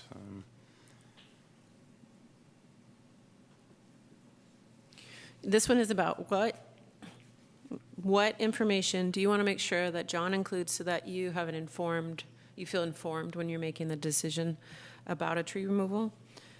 So this would just be information contained in the staff report or in his report. I find the photos incredibly helpful, and that's not listed here, so I'm not sure how to notate that, but I think site photos are helpful. Also, I think, just from my perspective, one of the reasons that we included 5 estimated costs to rehabilitate doesn't mean that we're expecting like a quote from a contractor, but just sort of an idea of relative, I guess, obviously the relative cost of how to treat that tree differently. So. I think in most cases, if I feel that we can do that, I don't bring it here as a removal. I do that instead. Right, but sometimes we're saying, well, that it would be cost prohibitive to do something. So I just want to get a sense of what that cost prohibitiveness looks like. Yeah, I guess I could give a general, we can prune the dead limb out, but then another one's going to die in a month, and then we'll go back and prune it again. Yeah, that that's right. sort Yeah, of thing, that's so. helpful. Yep. Okay. I'm concerned with how much effort it would take for you to determine if pruning was done illegally. Do you have to do some sort of check to see if a permit was, Well, or just badly? Now, prune badly, you can see by looking. Is that what you mean? well, that's what illegal pruning would, Well, you're not allowed to prune if you don't have, yeah, that's so, but you meant bad, poorly. more so that. Okay, destructively pruned. What about like Improperly. PG&E, if there's Improperly, okay. overhead wires, do they just do they top stuff sometimes and They things? do, yes. And so that wouldn't be illegal per se, right? Because they're supposed to do that, or they're, That's not illegal, but often improper, what they do. So they're required by the state to do that, so I think that overrides what our policy would say about requiring a permit. And they also notify me. I have them notify me when they're doing pruning. There hasn't been a lot lately, but it's hard to control how they prune it, because the crews are given directions, and they go out and get a distance clearance. They're told clear 10 feet, clear 12 feet, and that's what they do. So and they're supposed, PG&E's statement or whatever is that they do proper pruning, they do drop crotch and whatever, but it doesn't really turn out that way, so. I think for me, the reason I was asking that question is, it's not about whether or not it is illegally pruned if it was pruned well, but if it was topped to a point where the tree is destroyed, and then we Yeah, to go the ahead and pay detriment for of the the tree. removal. So I don't know if there's maybe another way we could word that, because I agree, I don't want you to. Improperly rather than Improperly illegally. pruned. Destructively, yeah. Okay, so we can just say, rather than illegally, improperly. Yeah, that makes, Yeah. I think that's what you're getting at. Yeah, okay. Yeah. That sounds good. Shelley, you got that, right? Okay. I guess I'm also interested in number 3 and in what time it takes you to review whether there have been permits for sidewalk repairs or sewer lateral repairs, or maybe it's just, I just don't want to be burdening you with a whole lot more. When you're evaluating the tree and the site, I'm not sure. Some of that is different. The one thing I can do is check with our sidewalk repair program, see Right. if it's current. Otherwise, I don't know. I'm not sure where to go for sewer lateral repairs and that sort of thing. And sorry, the reasoning behind that one was if a homeowner comes and says, this is a problem because of these issues, and Shelley and I talked about how do we get the homeowner to provide that evidence. I don't know that you need to, John, but for them to say, oh, this tree is screwing up my sewer lateral, and we've got to, Sure. but there's no evidence to that. That should be a requirement for them to provide. Most often when I talk to the property owner, I recommend that if they have any kind of receipts, any evidence of any kind of repair work or anything to do with or around the tree, to bring that or give it to me or to bring it to the meeting so they can Okay, so perhaps the onus is on them, and if they don't, it doesn't come with the documentation, then we can't take it for granted that they did it necessarily. Sure, sure. And I think it only matters when it's kind of obvious that there's some, or I think there was one where they had a receipt they claimed that we repaired the sidewalk because of the roots, but actually they did a water Remodel. line Oh, repair right, or something. right, yeah. right. So, yeah. Is there any other feedback people wanted on the document? Was that the last major The change? last one, the fronting is used a bunch of times, but the last one is on the final page, and it's about if the sidewalk has been repaired once in the last 10 years and it has an offset of over 2 inches, and we've denied the street tree removal permit to save a healthy tree, then they'll be in category A for the sidewalk repair program. That is from Public Works. When we get those Sounds good. difficult situations, this is what it has to meet in order to move into that special category. I think these changes look good. And then I think I noticed what I believe is a duplicated sentence. It's right the previous page, section 3, the first paragraph. I guess it's the third sentence. The urban forester will then inspect the area and will prescribe sidewalk repair. During the tree root inspection, the urban forester will prescribe sidewalk repair with respect to the tree and roots. It seemed Tell me like where this is. Tell me. that's third sentence, section 3, sidewalk repair, first paragraph. First sentence is the fronting, the contract within the urban forester. Maybe get rid of the first version of I that? think just get rid of the first one. Yeah.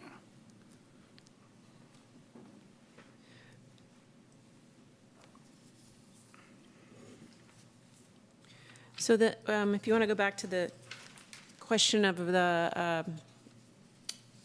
Yeah, that- category Yep. D, for non-emergency tree removal criteria, excuse me, D.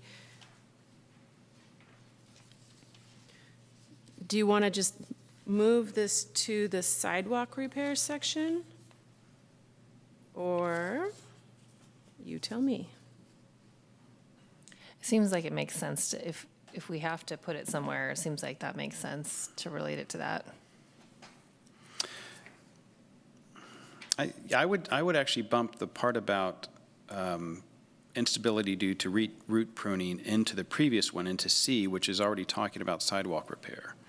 Because I think that's part of what you evaluate when you're considering sidewalk repair and tree health. So the tree has caused fronting property to repair the sidewalk, or repairing the sidewalk will damage the tree. I mean, will require root pruning that makes the tree unstable.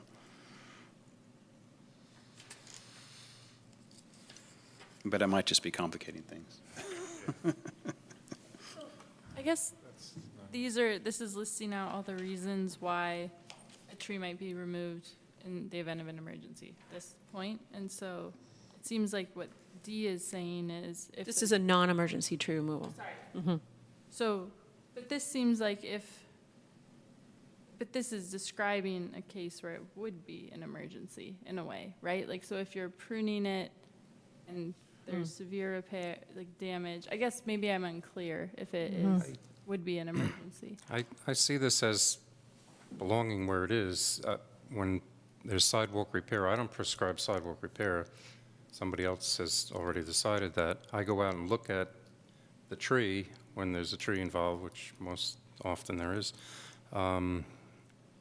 And like the one on Nielsen, if I look at that tree, I say, if we repair the sidewalk and prune those roots, that tree's not going to survive, or it's going to become unstable.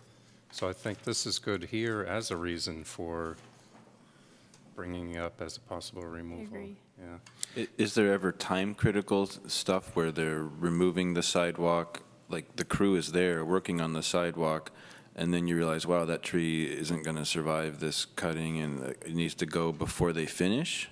Or can you always wait until they're done and then remove a tree? I don't think I've come across any like that.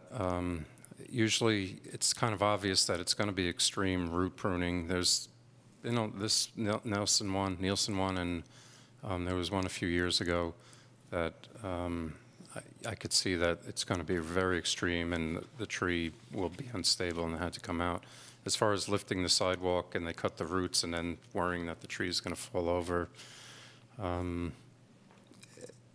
if that were the case, I don't know, I'd have to call that an emergency removal, I think, at that point. You know, the tree was damaged and I think I would start seeing it tip or something like that. Most of these, what we're doing, we're pruning the roots. We're trying to do the best we can with preserving at least a little bit, pushing the sidewalk over a little bit to preserve a little. And we observe the tree after that. I mean, most trees are fairly well rooted even after the root pruning, so their roots are going out onto the asphalt and up and down the block. So this would be pretty rare, sounds like, this, where you'd I think need to use it. it would be very rare for them to lift sidewalk and then, the Be sidewalk's surprised, not right. holding the tree down. The roots, severing the roots might, in some rare cases, might really unstabilize the tree, but I think that's rare. I think it's most of that's kind of obvious when I go out before any work is done, so. Is the hope that we would make a recommendation to go ahead and send this on with these small adjustments that we've talked about, or are there still additional things that we need to discuss about this, or an additional step before it goes back to the council? I think that after we go through this, and if the information you're giving me, I can write it again, so it's in the more clean form, so you can give it one last check. Yeah. Okay. Just back to what we were talking about before, item C. I agree that I think D should be where it is. I think the second sentence, though, might move up to C. That's the one talking about Parks and Rec has considered realigning the sidewalk. In the situation described in D, we're not having that opportunity. They've already made the plan. I think C is where that should go. When we're considering removing a tree because of sidewalk repair, we ask the question, well, could you realign it? That's when we ask that Okay. question. So you'd like to move it says From additionally on to C, yeah. just at the end of C? I think so, yeah, I think just at the end of C. That's what the additionally does for us. Gino, did you have something to say? I think it applies to both. Yeah, it might apply to both, except I don't think in D, Parks and Rec has a role to play. I don't think it makes it here. Maybe we have them, It's can an we be redundant? alternative. and say- Yeah. I Just guess it does determined make to it be an here. alternative. I mean, it is. Well, the way It could be both. I mean, that was my first Yeah, thought, was it it might could be be in both. Yeah. The way sidewalk repair is done now, this is decided, and whenever there's an opportunity to either arc out Right. the sidewalk or push S-curve the sidewalk, it's done. So, That's the way we do it now, but I like to have it. Sidewalk repair can be by the homeowner or the city, right? I'm talking about by the city, yeah. Yeah, When we say also see section 3, I think during the last time we revised it, we added that long paragraph about just what we're talking about, the realignment Right. part. When considering application, sidewalk, realignment of sidewalk within the right-of-way, use alternative sidewalk surfaces, like that whole, it goes into kind of more detail.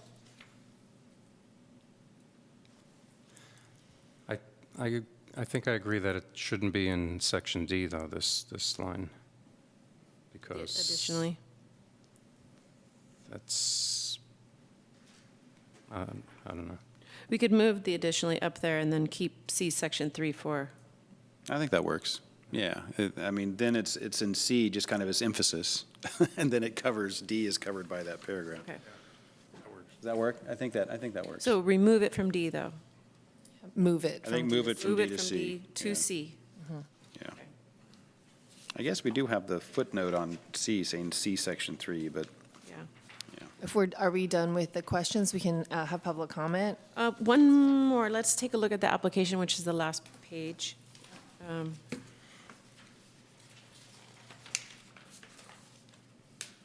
This is confusing. It's filled out mostly by the homeowner fronting property of the tree.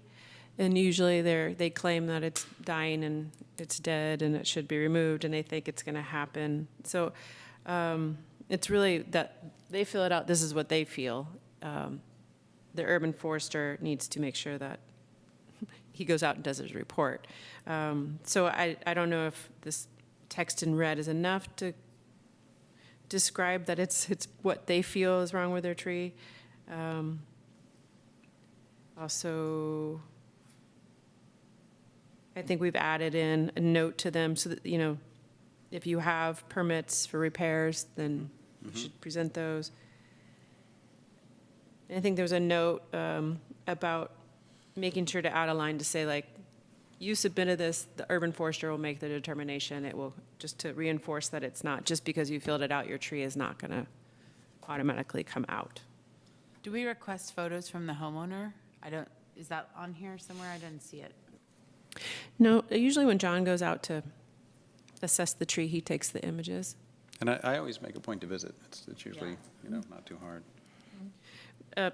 So just pointing that out. Okay, does anybody have any comment about this section? John? I do. About the whole policy, there's no mention of replanting. And that whole. There is.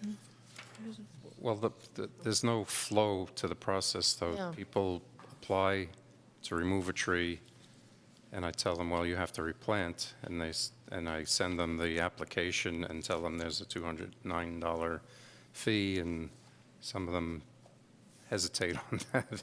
Like, I just paid a fee, now I have to pay another fee, and if they don't want to pay that money, they're not going to send in an application. I don't have any Yeah, that's a good point. way to force that. I think it would sort of should be part of this, should be worked into. We can Which just part, put it can you right say now. it one more time about? Well, the requirement to replant a tree once a tree is removed and having to pay the planting fee on top of the removal fee. Okay. You could put it, Is there anything that goes along with this that's kind of instructions to the homeowner or the property owner that's a little bit more accessible? I'm always thinking about, well, there are all kinds of reasons why forms can be difficult for people, but just in terms of a one sheet that says like more of a flow chart, like you're interested in removing a tree, you know, first do this. This is the estimated cost. Why might you not be able to? Like something that is more of a information for a property owner who's thinking about that. Sure, we could work that up for him. That would be. But are you saying to replant a tree, it's a separate form and a separate $200-something fee? Yeah. And so maybe it makes sense to have it all in one form? Yes. it could be in this part where it says, I understand. The I understand could be lengthened to have another part about, I understand that I also will need to, if the tree removal is granted, then I'm obligated to pay for replanting of the tree.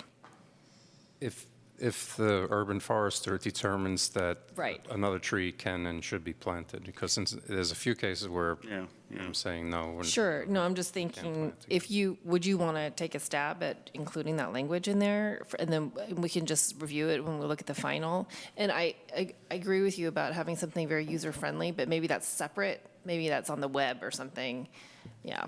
Can we also look at the 2.7.1 about the vote to approve the city tree removal permit application?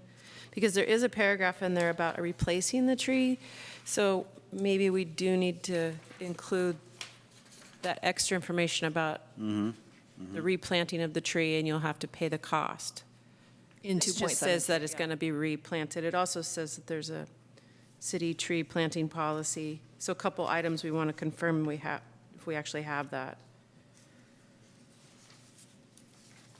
So it's page 4.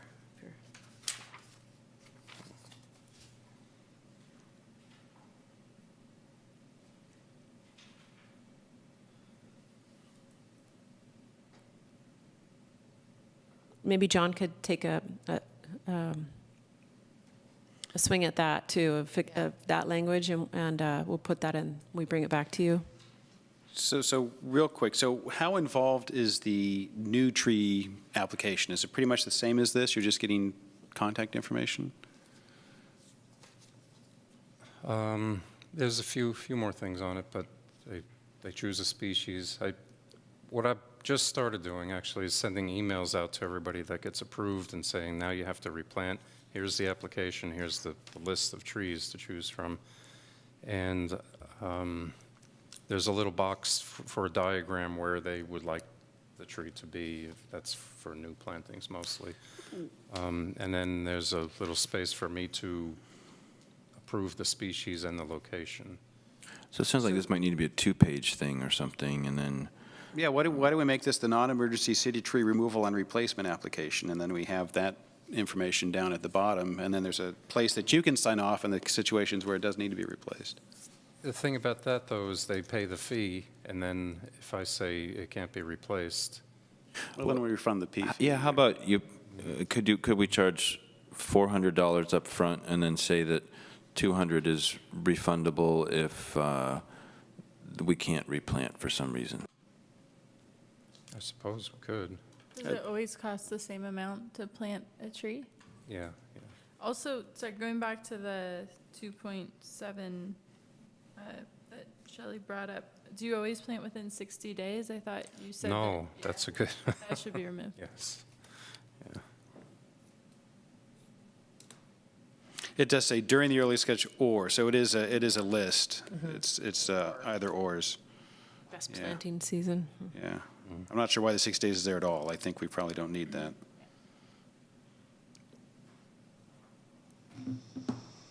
Well, actually, it So doesn't. were we feeling good about the,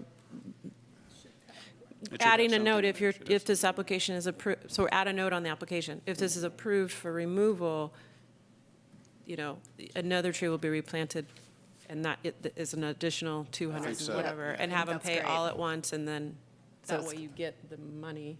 I guess we're,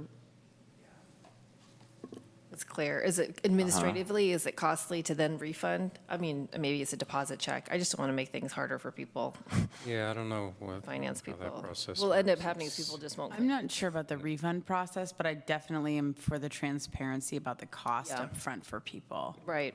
But I also think, as somebody, it could be hard to pay that much, like, at the same time for somebody, right? Like, I know it would probably be hard for me, so I am for keeping them split, but advising people that you would be getting that in the future.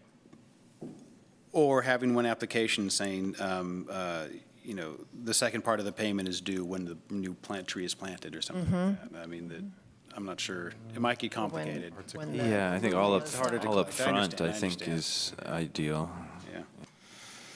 Actually, what I did in the email, I said, we're not going to remove your tree until you send in your application.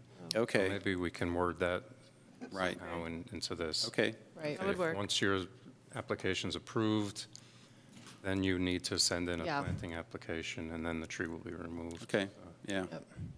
That's good. Yeah. Although like if- that. if the tree's in really bad shape. Well, Would there's have- that. but, Then it's yeah. kind of a bluff. But this seemed to work pretty well. I got some applications in from. Okay, good. Any other questions?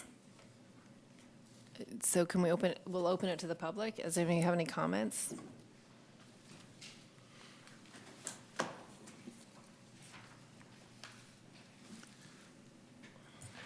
Hello, Commission. Preston Preston. Jordan. Thanks for taking this up in such detail. I'm sorry I rushed in and I didn't know what was going on. I was watching from home, but the whole video system is basically down, so Oh, no. there's no sound and it's only streaming on YouTube. So I'm glad I didn't miss the public comment. I was kind of panicked there. There's two aspects of this that I would ask you to look at. One is that the city is doing perhaps the lion's share of the repairs now. So to predicate tree removal on when the fronting property owner made a repair is not consonant with what is going on now. I think there should be objective criteria. If the tree is uplifting the sidewalk within 10 years, it shouldn't matter whether it was the fronting property owner that repaired it or the city that repaired it. It's an impediment to using the sidewalk for transportation, and that's what matters.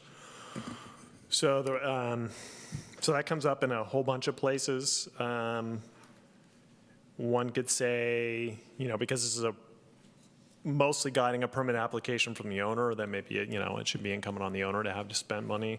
But section 2.4 says application requests from city departments, and it says that the community development director must file a report that shows how the tree removal meets the criteria in section 2.1, and that section, again, only refers to repairs by the fronting property owner. So essentially, the city would not be able to remove a tree that is dramatically uplifting the sidewalk when the sidewalk is repaired by the city, given the current policy, which is not a good situation, given that, 5 years from now, most of the repairs will have been made by the city. So I think that entirely needs to be reworked to make it objective. And then it says in 2.1c, the criteria is damage the adjacent sidewalk to an extent that constitutes a tripping hazard or a significant barrier to access. Please provide measurable definitions of those rather than leaving them subjective. The ADA criteria for a vertical offset in a path is no more than a 1/4 inch. Now, obviously, we're not going to get our sidewalks that perfect, but the only reference to a specific measurement of an offset in here is 2 inches after 10 years. And if a sidewalk is uplifted 2 inches in 10 years, and it's basically impassable for most of that time for a dramatic, for sidewalk wheelchair users, not great for strollers. When I was campaigning for the sidewalk measure, I heard, tale after tale of people tripping, crashing, breaking things, breaking their teeth. And it was on something less than a 2-inch sidewalk repair. Yeah, I see you cringing. That story was actually a story experience. Was the owner of Toyga Round. She tripped on a sidewalk on Solano. She wasn't able to catch herself, slammed her jaw shut, and over the next year, several of her teeth cracked and fell out, and she had to have $15,000 worth of dental work to replace it. That would fix 6 sidewalk locations in its own right. And I don't believe that uplift was 2 inches. So something dramatically less than 2 inches can be a problem. So again, please make it so it's agnostic on who repairs it. It's that when it's repaired, that restarts the clock, and provide objective criteria to what actually constitutes a tripping hazard or a significant barrier to access. And I would suggest, something like an inch in 10 years, not 2 inches. I mean, an inch in 10 years, my wife has a power chair. She's only one person. This is not anecdotal. I would encourage you to get statistically defensible information. But her chair can certainly handle like 3/4 of an inch without much problem. It's uncomfortable for her, but it can do it. So maybe an inch in 10 years, then for at least 5 of the years, it's only 1/2 an inch. I'd like to see it even less. I think it could be even less with how fast the sidewalks are getting repaired, but maybe that's something that gets ratcheted down over time. Thanks for letting me go on probably longer than 3 minutes. Thanks.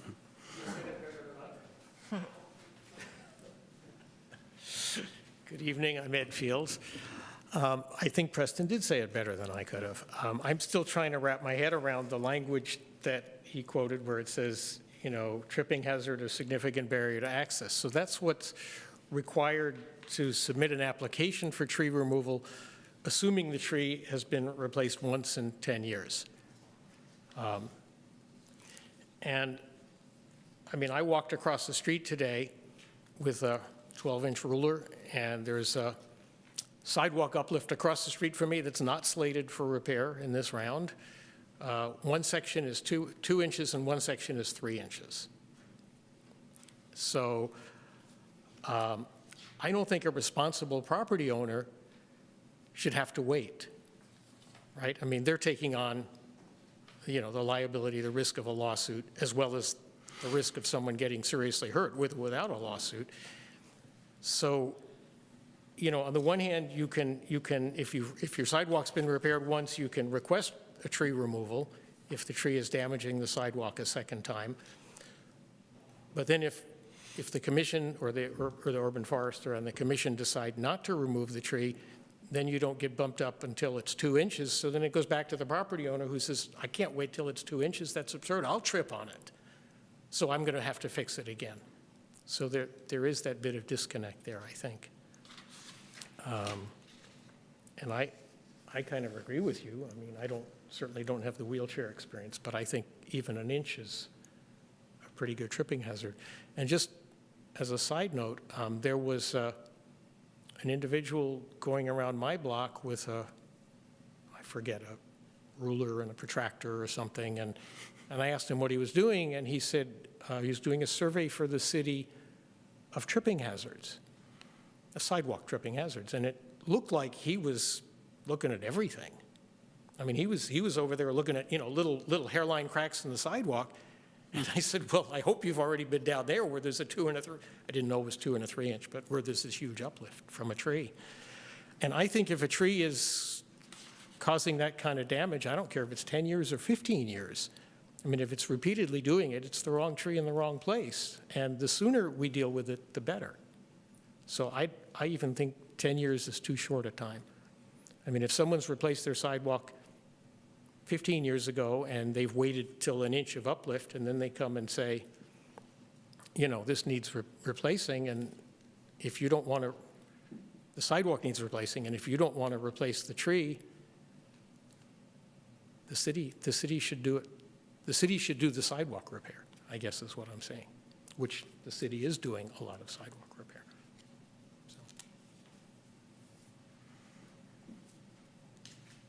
Questions or discussion, Commission? I'm getting a little confused because we're just talking about the trees, we're not talking about the sidewalk. You can repair the sidewalk at any time, and there are ways to repair the sidewalk that fix the sidewalk without removing the tree. So that's, and if in the midst of that you discover that you're going to have to trim the roots so much that it damages the tree, well, then you can take the tree out. So you can repair a sidewalk without removing the tree. Well, but I think the point has been made that the city is now doing most of the sidewalk repair, at least a lot of it. Now, not all of it, but it's moving. They have a lot to do, but yeah. The city only has so much money, so if you have a tree that's requiring a repair every 3 years, it's going to suck up resources from other locations. This handles that without a problem. It's taken care of. 3 years, sure. Well, except it doesn't currently say if the city makes the repair, and it also doesn't define. Well, it does need to say, just I think repair. that's a good That's a really suggestion. good point. Yeah. Yeah, it does just need to say repair. And it also doesn't define objectively what's a problem. Well, I would hazard to do that. I think that there's a lot of site specifics. We had somebody who the sidewalk met all objective criteria, except there was a sump pump or something that had water on the sidewalk, so it was slippery. So even though the grade would pass all ADA acceptance and everything, it was slippery and it wasn't acceptable. So that was a situation where if we had it locked in here, we couldn't do anything. Now we can do something because it's a little ambiguous. We can make that call. You see what I'm saying? It would not have met an objective. If we had said it has to be defined in this way, we couldn't have helped them. Well, you could have an objective criteria and then also, a get out of jail free card, or if there are other extenuating conditions. But the way it is now, so when we did the sidewalk census, what we defined is, okay, most wheeled vehicles on sidewalks are 2 feet to 2.5 feet wide. So we're going to measure the offset, the maximum offset within 2.5 feet. So if it's, 2 inches over here, but it's 0 over here, or even reverse, because you often get that, then there's, as long as there's a passable path, now it's still potentially a tripping hazard when people are walking two abreast. But there, I think there are ways to define it. Yeah, I mean, I think there's a point to defining it. I don't know how to go about doing that in this discussion. I feel like there would be more information to collect. I mean, I would have suggested using an objective criteria like the ADA, but it sounds like we can't be in compliance with that based on how stringent those guidelines are. So it does seem to be of value to determine how, and I don't know if in the current repair priorities there's any determination of, like, if we're using objective criteria and some of these other prioritizations, that we should mirror that here so there's at least something. And I do agree that putting something that has generic language after that specificity about, or in cases of other circumstances impeding access, or something like that, that does give us an opportunity to say it's slippery or there's another issue. Or is there, rather than copying and pasting from the sidewalk repair guidelines, is there a way to just refer to them to say that constitutes a tripping hazard or is a priority for being a hazard as defined by section whatever in the sidewalk repair manual guide. Right. Oh, Preston. Having some familiarity with how those are defined, there's no reference to what is a tripping hazard or not a tripping hazard. There's different categories of. There's you like know, if the offset- priorities, there's priorities of repair though, aren't there? Right. So there's categories. If the offset is this, then it's in this category. If it's an offset on a priority sidewalk, it's in this category. So, but it's gradational in the sense that it doesn't say what is too much or what is too bad. So we could choose one of those categories, maybe. You could, yeah. That's what the category that this would be put in for those times when it is a sidewalk tree issue is the special category. It's getting moved to the top of the list, even though it wasn't on the list at the time. Because obviously if the tree needs to come out or comes before you and the sidewalk is on the list, then that's not an issue. They know they're getting their sidewalk repaired because they're on the list. It's coming up. But if it's the times when those sidewalks are not on the list yet, they haven't made it because they're not in one of those priority zones that Public Works started with, then that description in the back where we can say, we want to keep this tree, it's significant, there's nothing wrong with this tree, but it's having a conflict with this sidewalk, and that sidewalk needs to be replaced, that it gets moved up to the city's priority list. Right. So you're saying that it's already kind of included in there by having that? That's what that attempt was, because it doesn't happen a whole lot. Usually there's something wrong with a tree and there's a bad sidewalk. Right. But when there's a beautiful tree and the only issue is that there is something really wrong with that sidewalk, then this was giving the commission a way to say, we want to keep this tree, it's significant, but we also realize the sidewalk should be repaired. And even though you're not on the list currently, you're going to get to move to the list. And just to remind the commission, it does not come up often. We said like less than a handful a year where we'd be putting these trees into that category. So I think we've had one in the past. No specific criteria. yeah, we haven't. Just kind of, yeah. No, but that's, Well, this is a draft. Yeah. We haven't been following this. Yeah, this isn't. It's just a approved draft. yet. Yeah. And this is from the Public Works wrote the 2 inches. Yes, it's from the sidewalk program. It's from their categories. So in a way, we're assuming that, I assume Mark or, anyway, somebody at DPW made that recommendation that they're looking at that sidewalk program. They're being consistent with that. No? Yeah, I mean, So, Mark gave a presentation to us about the Yeah. priorities. so it sounds like they've taken this and since we're asking that these sidewalk repairs, in order to save the tree, are bumped up to the top of the list, they're requiring it meet the top of the list priority. And I think that's kind of counter to what we had in mind. We wanted to add into the 2-inch offset, the value of the tree. So maybe it's just a 1-inch offset, but the tree is really, we really want to save the tree. See what I'm saying? I'm not being very clear. But The goal is Let me put it another way. consistent, right? Consistent between the sidewalk policy and then, well, yes, but if they, let me put it this way. If the sidewalk has a greater than 2-inch uplift, why do they need us? They're already at the top of the list. They're already top. I'm priority. just saying because the first few years of the sidewalk program, they were doing the high-use areas like the Sure, I safe understand. routes to school. As they get through those high, priority areas, then they're moving down their list. But there are a number of them. There are so many sidewalks that need. Well, I understand, but we have taken it on ourselves to say that there's a value to saving trees as well, and that in those situations, maybe we could bump it up to a higher, have it replaced earlier, even if it doesn't quite hit the 2-inch uplift, or significantly doesn't hit the 2-inch uplift. All I'm saying, maybe we can go back to public and say, could we bump down so that we're moving somebody just from the middle tier up because we want to save this tree, which is it has a value to the community. Which would potentially mean that highlighted part, you would decrease it, what DPW said less than 2 inches. Whatever their next level down Yeah, we could is. say I don't 1 know- inch. I don't know what it is. So that's maybe yeah. where it goes, that criteria. That would be what I would say. Yeah. I don't know what that would be. Preston. Yeah, so I think this interaction with the sidewalk repair categories is going to get fraught because basically every uplift is due to a tree. Not exactly, but 80 or 90%. So basically you could move everything up to the top of the list. I mean, then what moves it to the top of the list is what I generally find is an inequitable situation, which is property owner knowledge. So if a property owner knows to come in and apply, they go, oh, if I go through the public works process, then I might have to wait 5 years. But if I go to Parks and Rec and I say, well, oh, I want my tree removed, and it has over a 1-inch offset, then I can get mine bumped up to the top of the list. So you're sort of creating this information asymmetry and this loophole here.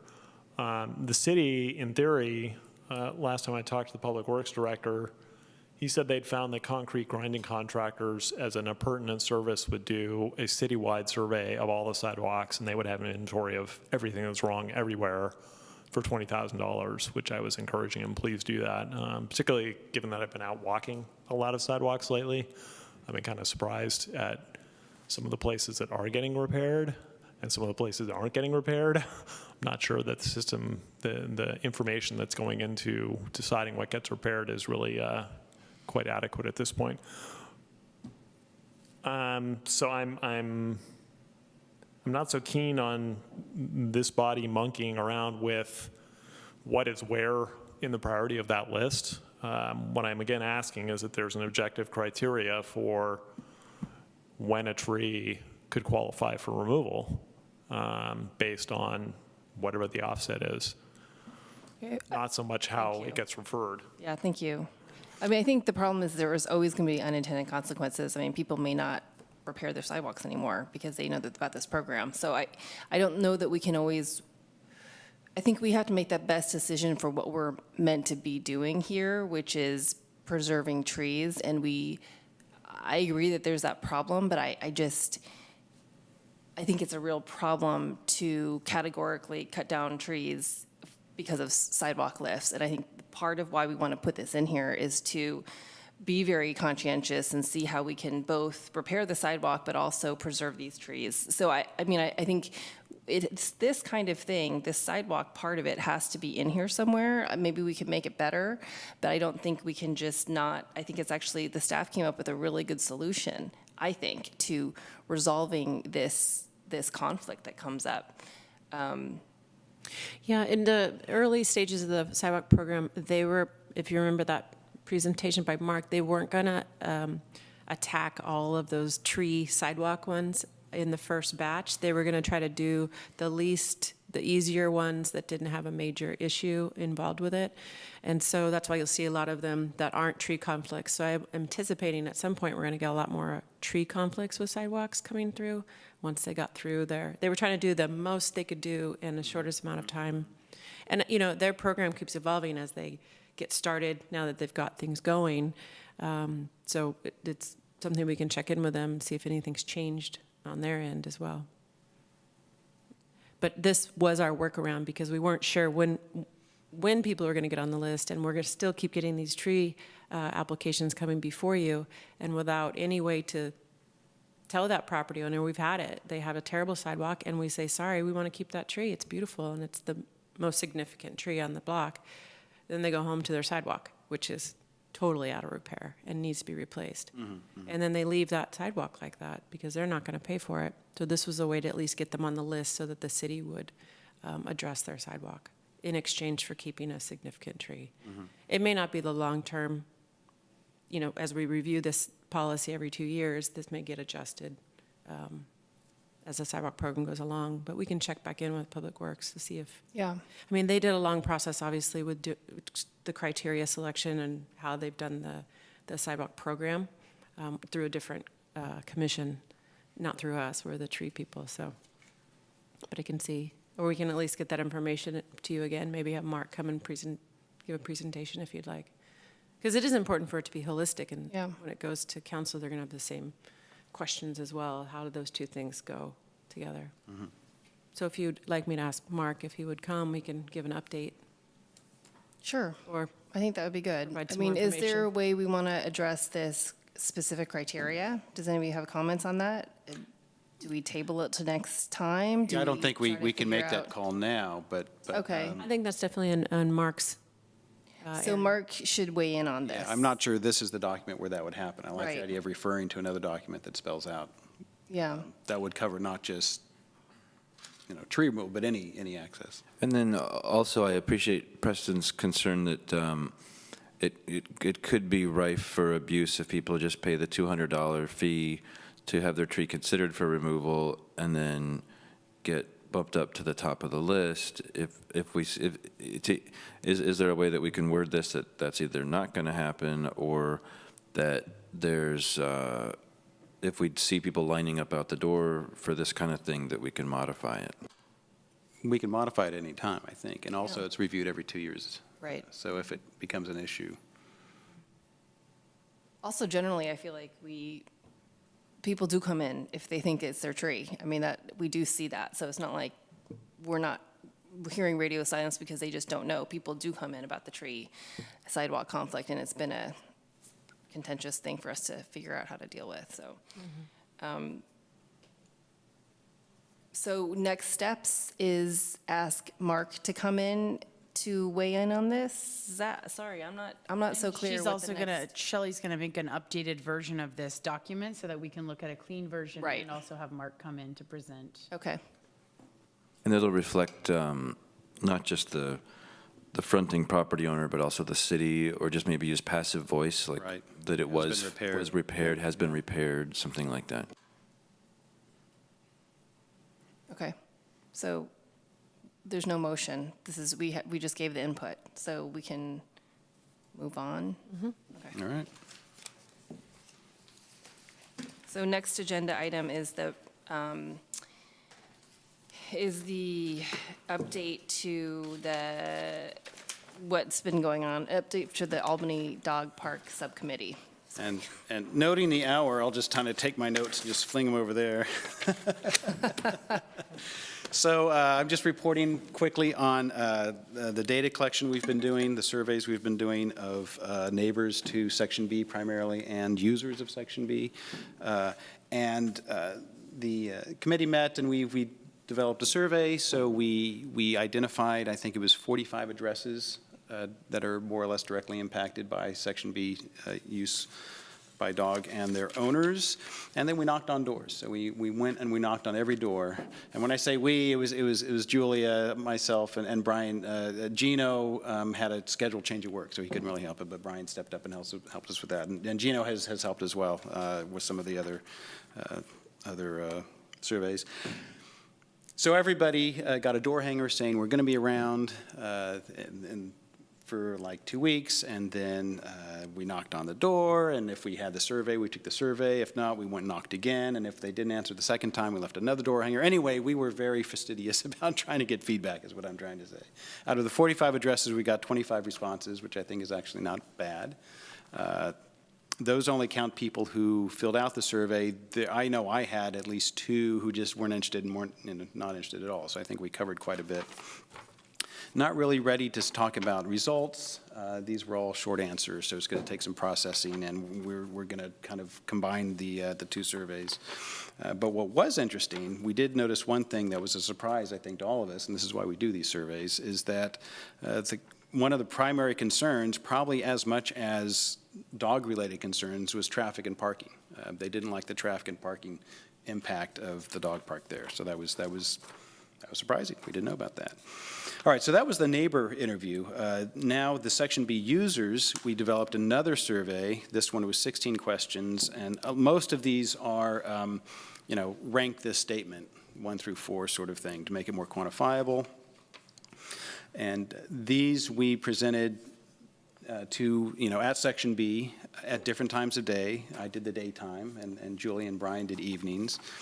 This one we got 108 responses, so that's quite a bit of work. I think Julie entered like 88 just the other day, and we have an online system going. So yeah, we have a lot of good data there. I did the last one, the 3 o'clock group just today.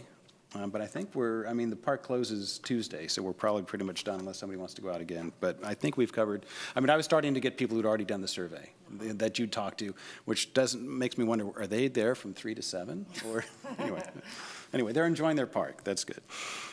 So that was the survey. So now we have, 130, 140 responses that we're working with.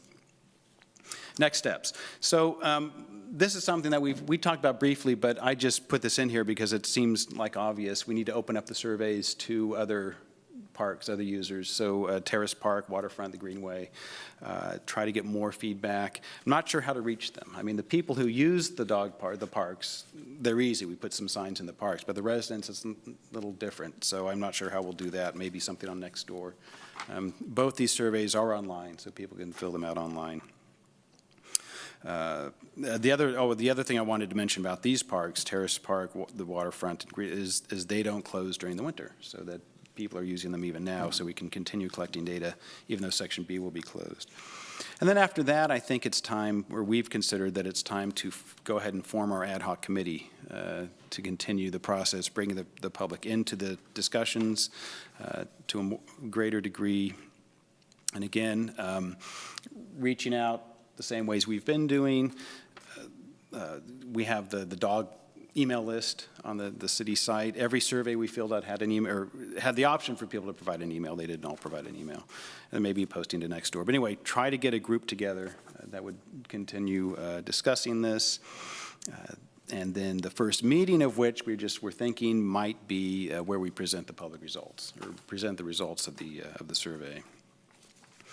And then finally, something that I think was suggested to Julia, and that was to have kind of a smaller meeting, a separate effort to kind of mediate between the residents around Section B and the Section B users, because that is still a point of conflict. And we'd rather that not be some big meeting where the residents are going to feel intimidated or the dog park people are going to feel ganged up on or something, just a quieter process so that everybody can be heard and maybe come up with some solutions. And that's kind of where we are. Anything to add or no? No, I just think, just to say about the surveys that we conducted at Section B, we were very intentional about not just posting it as like an online thing to generate a bunch of responses from people who may not even use it. So somebody even asked me, and I said, no, somebody said, oh, can I just keep a bunch of these copies and I can pass them around? I said, no, I want to know that there are actually people here using it. So I think we have backup for every single one of those surveys, which I think it makes a lot of integrity there. But. We received 3 purely online. Okay. 3 from the residents. Okay, that's good to know from other people. Yeah, I'm not sure about I haven't looked in closely at the users yet. Yeah, the last door hanger for the residents said, we tried to meet you, we missed you. If you want to still have your voice heard on this, go to this website and fill. Yeah, or contact us. We would come out again if you wanted us to. So I have a question. I know we're kind of focusing on Section B because it's a lot of the action, and the subcommittee was to analyze the possibility of a dog park in Albany. Has there been any look at other sites or information on that?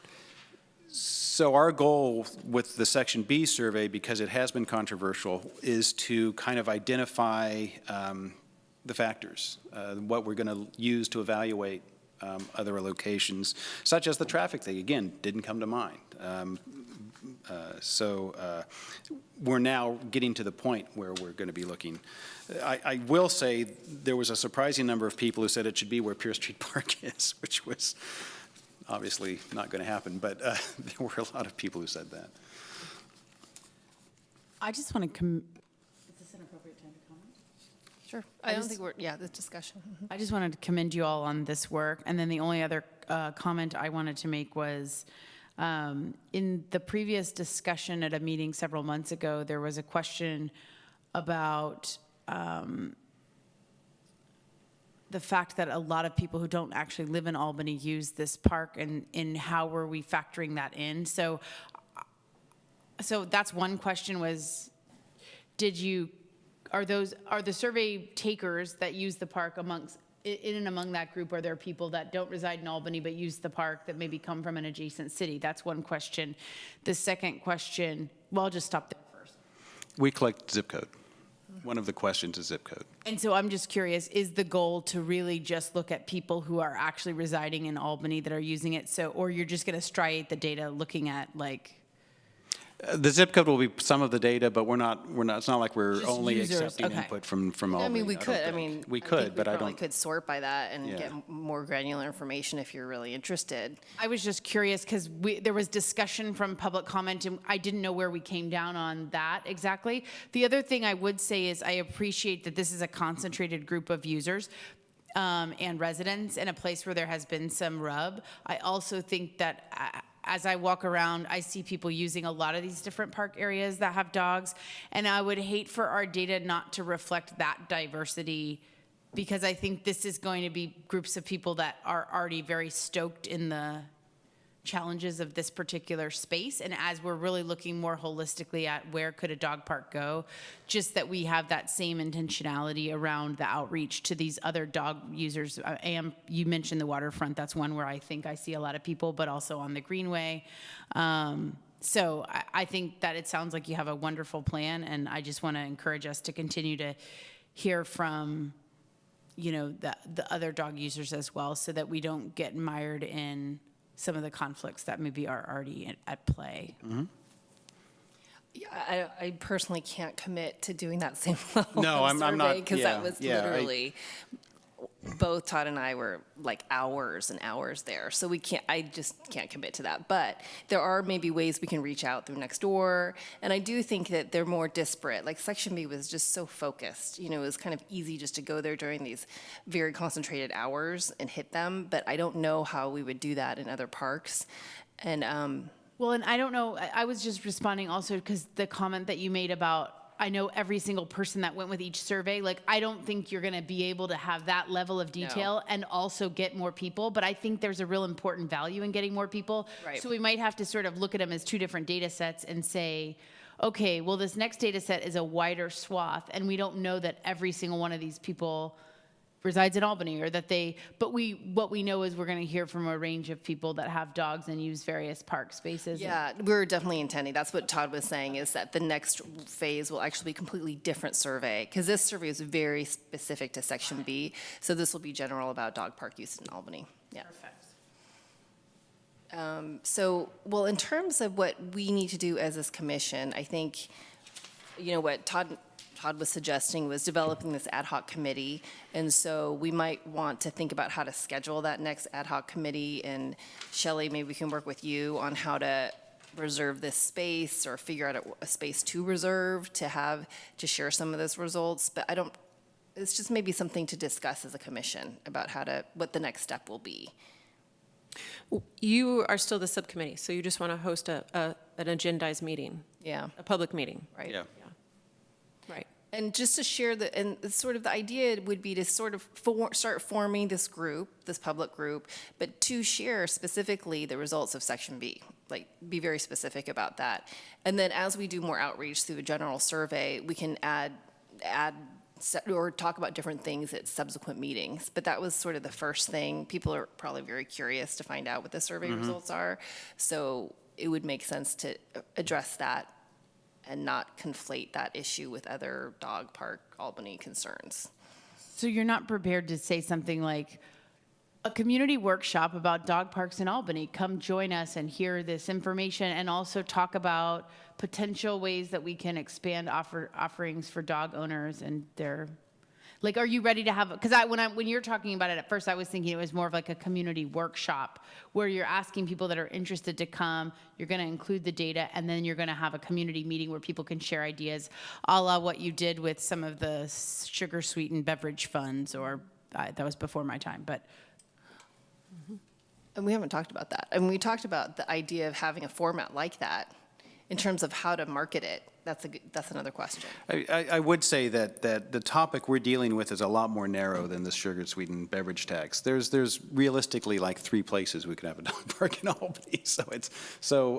I think it's good for us to collect the information to see where the points of conflict are likely to be, so we can have that in mind when we do start making decisions, if not, or probably where to place it, but then also how to mediate or moderate impacts.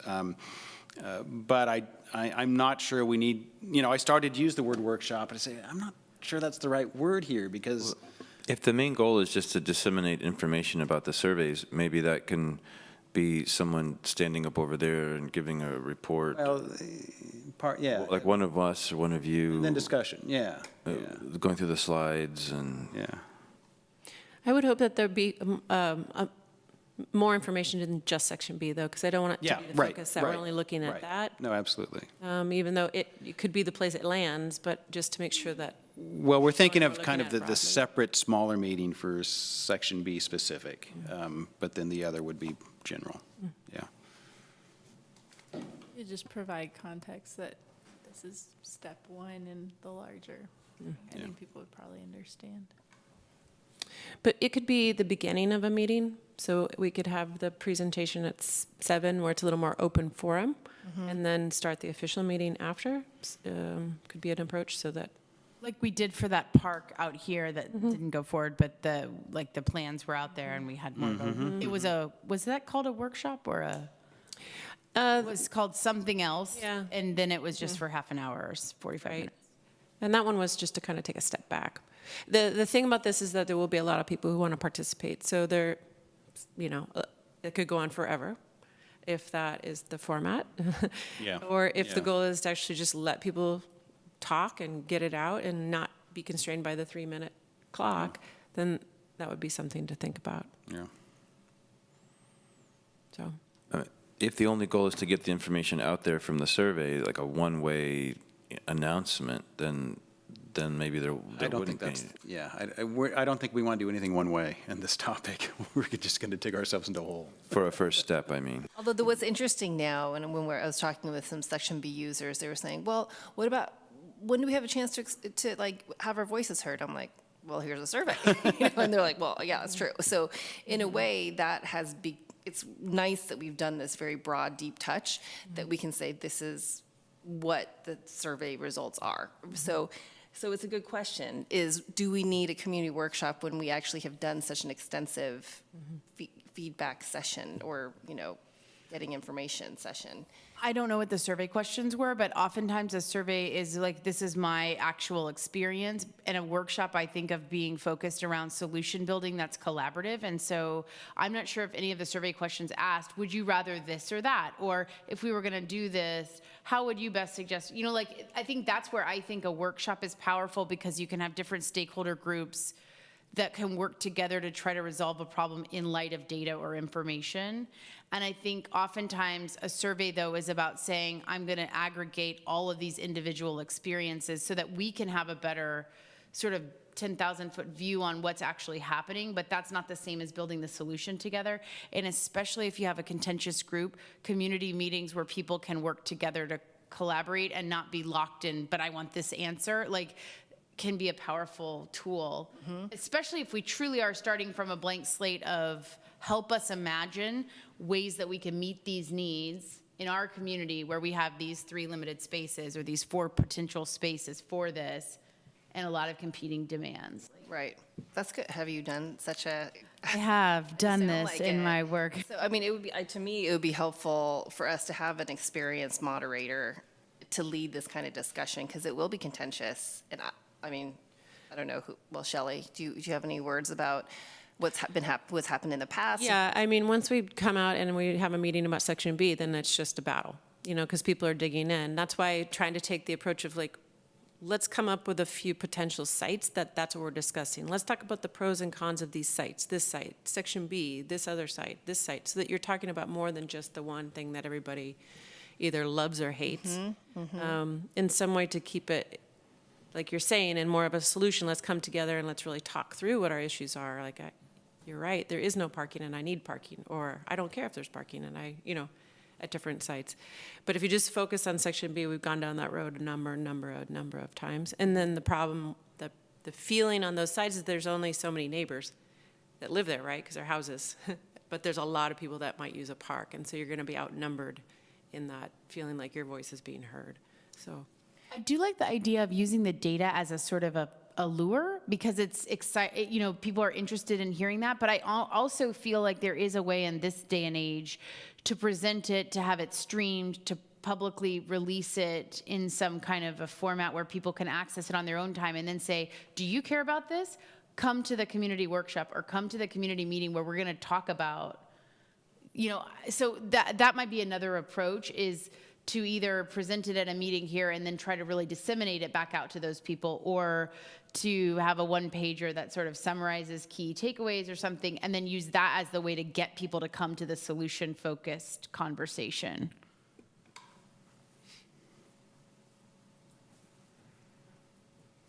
Okay. Sounds good. I mean, I think the main thing is, the question is what will that next step be? And I think, I don't know that I've hear a consensus. Gino, you have a? I'd say we'll just talk about it. In the subcommittee, okay. And I think one thing that we can do is think more, I mean, Todd, Gino, and I have to think about the next general survey, and maybe we release that at the same time, and that'll address some of the questions about looking at it big picture wide for the city of Albany as a whole. So it was great to get your feedback. That's really helpful. Okay, thanks. Thanks for all the work. Okay, I think that's it, right? Do we have any future meeting agenda items to propose? Well, I guess the next thing we'll be looking at that proposal, the street tree, and then inviting Mark to come. Yes. Okay, great. Thank you. And then when would be a time to start discussing or create a subcommittee or whatever to do interpretive signs at Albany Hill? In a year now? I think it's getting closer now that we've kind of gotten through the design hoop, so we could talk about that part of it. It's definitely was part of the project, wanting that piece of it. So, yeah, if you'd like to gauge people on the commission that might be interested in being on the interpretive sign, like what would go into those signs, we can make a committee for that. And then, well, on the call that we had about Albany Hill and the Monarchs, Carol brought up the idea of like an Albany Hill task force, and it sounds like maybe there had been one in the past. And I guess maybe I can get this separately, but like more of that history, and I think she just, it sounds like there's a lot of different things going on the Hill, and they have the master plan and just other ways for like community engagement beyond community meetings was an interest of theirs. So it doesn't have to be a future agenda item per se, but more just something that we continue to engage with and learn more about. Just the Hill in general. Okay, so anything else? Nope, okay, meeting adjourned. Thank you. Thank you.